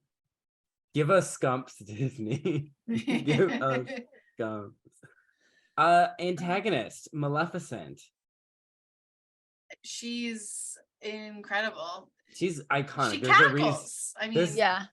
There's a reason she's the mistress of all evil. She calls the raven she my calls pet. herself that Yeah, but I accept it. though. Yes. Yeah. I wrote she may be homophobic, but she slayed. Yeah, her and that raven. I mean, it is like it's an iconic duo. Yeah. And- Oh yeah. Great team. Just like and aesthetically, I feel like her and the White Witch are like my top sorceress girlies. Like if you're looking for evil femme fatale sorceress, it's them. And I feel like all others are kind of inspired by those two. Offshoots, Yeah. At least I feel like it's especially Maleficent. Just like her entrance, her drama, Her sleeves. Well, her I mean, sleeves, if we want to talk her about horns. like direct reference again, like Enchanted, Susan Sarandon's character, that she's literally Maleficent, right? Yeah. Well, she's Maleficent an and the evil- evil queen. Yeah. Yeah, exactly. So it's another like direct offshoot for sure. Do we want to talk themes? Mhm. I guess the stated theme is true love conquers all. We know how I feel about true love. We know I'm a stan. We know I Mhm. support it conquer all. I wrote a paper on it in college. And I referenced this movie. There's kind of a believe in your dreams angle. Yeah, because if you dream it, more than once, once it's bound to come true. Yeah, Yeah. So kind of like it's very pro imagination and dreaming and yeah, hope. And you know, Fauna says love, kindness, and the joy of helping others. That's what Maleficent doesn't understand. yeah, Because when you say true love conquers all, yes, there's the romantic love between Philip and Aurora, but there's the fairies' love for Aurora. and You know, yes, that their willingness to help and then the love they form, like that is what defeats Maleficent, not just the Yeah. romantic love. It's Mm. and there's the familial love. It's so like all these forms, like the love between Samson and Philip, you know, that Maleficent doesn't have. The closest she has is the Raven, but she doesn't like the people she's around. She doesn't have love in her heart, so she doesn't see or understand it. Kind of like Right. the White Witch in Narnia. yeah, You know, she doesn't understand this, and what she doesn't understand is what defeats her. yes, yeah. Yeah. Interesting. In all of the source material, Yeah. the antagonist is Philip's mother, right? In Yeah, all so of we them? had Philip's mom, we had the wife in the Sun, Moon, and Talia, Right. and then Right. because the fairy usually disappears after the initial curse, Right. Right. and then She's just there to cause drama. And she's Yeah. out. She's like, I don't want to be a part of this long term, but right now. yeah, the ballet though, the ballet includes the fairy meddling, like they have to stop the fairy to awaken Sleeping Right. Beauty, and I feel Okay. like the ballet is this movie is really based on the ballet. If you think about the structure that they use and the fact that Right. it's a kiss, you know, but it's not 100 years. Well, it is 100 years in the ballet, but like the Once Upon a Dream, I think the ballet heavily influenced this because I think the Right. ballet is why Sleeping Beauty was kind of around in pop culture pre-Disney. Mm, You know, like yeah. the ballet was like the version until the Disney one came along. Hmm. I mean, it was iconic enough that they used the score. Yeah. Right. Because there were ballets of Cinderella, but they did not use those scores. Or was Disney getting lazy? Like, we don't have time for this. Well, They they were wrote. like, we worked really hard on all of these backgrounds. So We're gonna steal someone else's music. does anybody have music we can borrow? We're gonna Public borrow domain. from the public domain, but never give anything of ours to the public domain. Disney's brand in a nutshell. I think I'm not sure if Tchaikovsky was in the public domain yet. 59? It was 1889 that it was completed. I don't know when he died. Yeah. But then again, I don't know if when copyright laws existed. yeah, so it Yeah. probably was like fine then. Yeah. And they did write other songs, which I wish I could find more of. But Walt was like, these are too much like our old stuff. Right. But they had a song called Holiday with all like the townspeople singing at the beginning. So I guess our big question, was that your fantasy? I'm gonna say yes. Obviously, we know I'm bedecked in merch, and I see Yeah. this You movie had everywhere. costume changes. Yeah. Yeah. It's my fantasy. I love that movie. To be asleep for 100 years. It's peak. It's Mhm. it's my goal. It's your literal fantasy. It's my literal fantasy. Well, like even just like your life is going to shit, and then you fall asleep, and you wake up, and your crush is there, and now you're rich.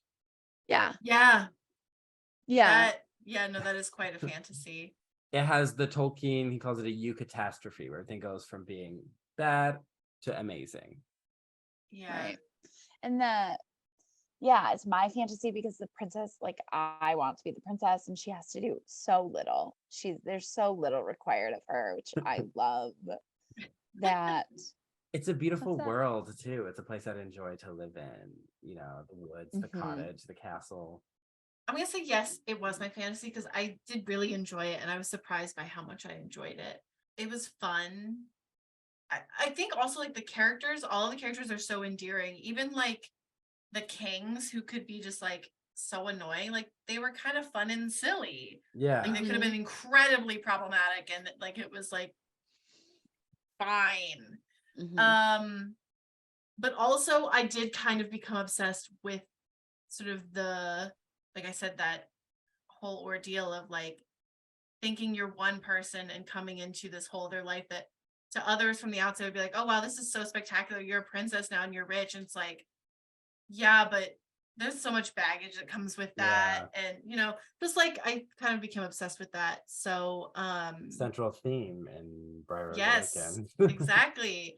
So I think there's just some really interesting ideas in this story that aren't explored here. And I think that's something that like it makes me think about the potential for, a non-Angelina Jolie remake. Well, there's maybe by a non-Disney company. When they do, I judge how much I love like a fairy tale or a story by how much it inspires me creatively. And Sleeping Beauty endlessly inspires me creatively. And so that's one of the reasons I love it. But I'm glad you like it too. I think the discourse around this movie makes it seem like it's a movie people wouldn't like. But I feel like whenever people watch the movie, they're like, oh, wow, this is good. Like this holds up. Yeah. Well, I mean, the fact that they took a story where strange man kissed a sleeping girl or worse, and they made it, oh, these people are like mutually interested in each other and have spent time together, and it's a love. Shakespeare comedy situation where like, oh, they don't realize that that's the person they really like. Oh my God, it is, it's a little wrong. They made it, they made a lot of great adaptational choices. So I guess what did we learn today? I learned that Sleeping Beauty is a good movie. Yeah. Good. That's podcast over. We completed our call. Yeah. I learned what years the 14th century was. Nice. I can never. I'm so bad at which century is which numbers. It's the number behind. Kept me tripped up for years. And like, why do we call it the 16th century when we mean the 1500s? Yeah. Yes. I just Google it every time. I didn't know the backstory that it was based off of. I knew the Grimm fairy tale, but I didn't know Charles's version. And so I liked that. Fun time. It's a fun time. What a feminist. Yeah. What a feminist time. Yeah. I mean, I learned today, I think that this movie it will never stop enchanting me. I think it's the dreaminess. It was enchanted to meet you. So yeah. Taylor Swift. I've been nonstop Taylor Swift for the last like week and a half. I'm not going to the tour or anything. I'm obsessed. We're just all feeling her right now. We're feeling it. So Cassie, is there anything you want to plug, or maybe a Pinterest page? Yeah. So can I put in a little segment into the podcast, which I call the tabs Cassie has open? Yes. Yes. I was on a this podcast was so with fun on folks previously, and I'm a Googler. I think there's some open on my phone, or at least my recent search history is between the both. Okay. So I've got Sleeping Beauty, the ballet Wikipedia page, my Google Doc with all my notes from when I watched the movie, Flora, Fauna, and Merryweather, because I couldn't remember which one was which. The Wikipedia page for the 1959 film, Google search banjo music guy, Sleeping Beauty. Love it. The Sleeping Beauty ballet again. the Charles Perrault version of Sleeping Beauty twice, 2 different tabs. The Sleeping Beauty 1959 film Wikipedia page again. The Wikipedia page for what happened in 1959 in the United States, just in case. The Sleeping Beauty IMDb page. What year Walt Disney died? 1966. 14th century years. 16th century years. Charles Perrault Wikipedia page. Google search, how long were the opening credits to Sleeping Beauty? I did not get an answer. How long is Sleeping Beauty the movie? The Zelda goddesses, because we chatted about which was which. Okay, I was trying to find that line that cracked me up of that Hubert says to Philip, you old dingbat or whatever. Oh, you old pompous Windbag. windbag. Yeah. Yes, but my Google search was Sleeping Beauty, you old dime bag. You old dime bag. The entire script of Sleeping Beauty, the movie Enchanted, because I couldn't remember which one that was. And then Pinterest.com /Cassie Hock /Disney. Love it. It's a great little Pinterest page from 2010, 2012-ish. What a great way to sum up everything we went through this Honestly. episode. Thank you. I love the repeat tabs. I think that happened last time. Yeah. Where you had things open Who twice. is Marley Glee? Yes. It was one of our characters, yes. Iconic. Well, once thank they get you. so small, you can only see an icon, and you're like, I can't be flipping through Wikipedia pages. I got to keep up with this conversation. So I gotta go back to Google. Yep. Google should be like, hey, you already have a tab. Let me take you there. Yeah. But it's like, nope, we're gonna open another one. Love that. Yeah. Yeah. But I don't have any social media to plug because I'm a very boring person. So check out my Pinterest. Pinterest, though, it's happening over there. You'll be disappointed, let me tell you. Well, you can follow Not My Fantasy on Instagram and TikTok. We are at Not My Fantasy Pod.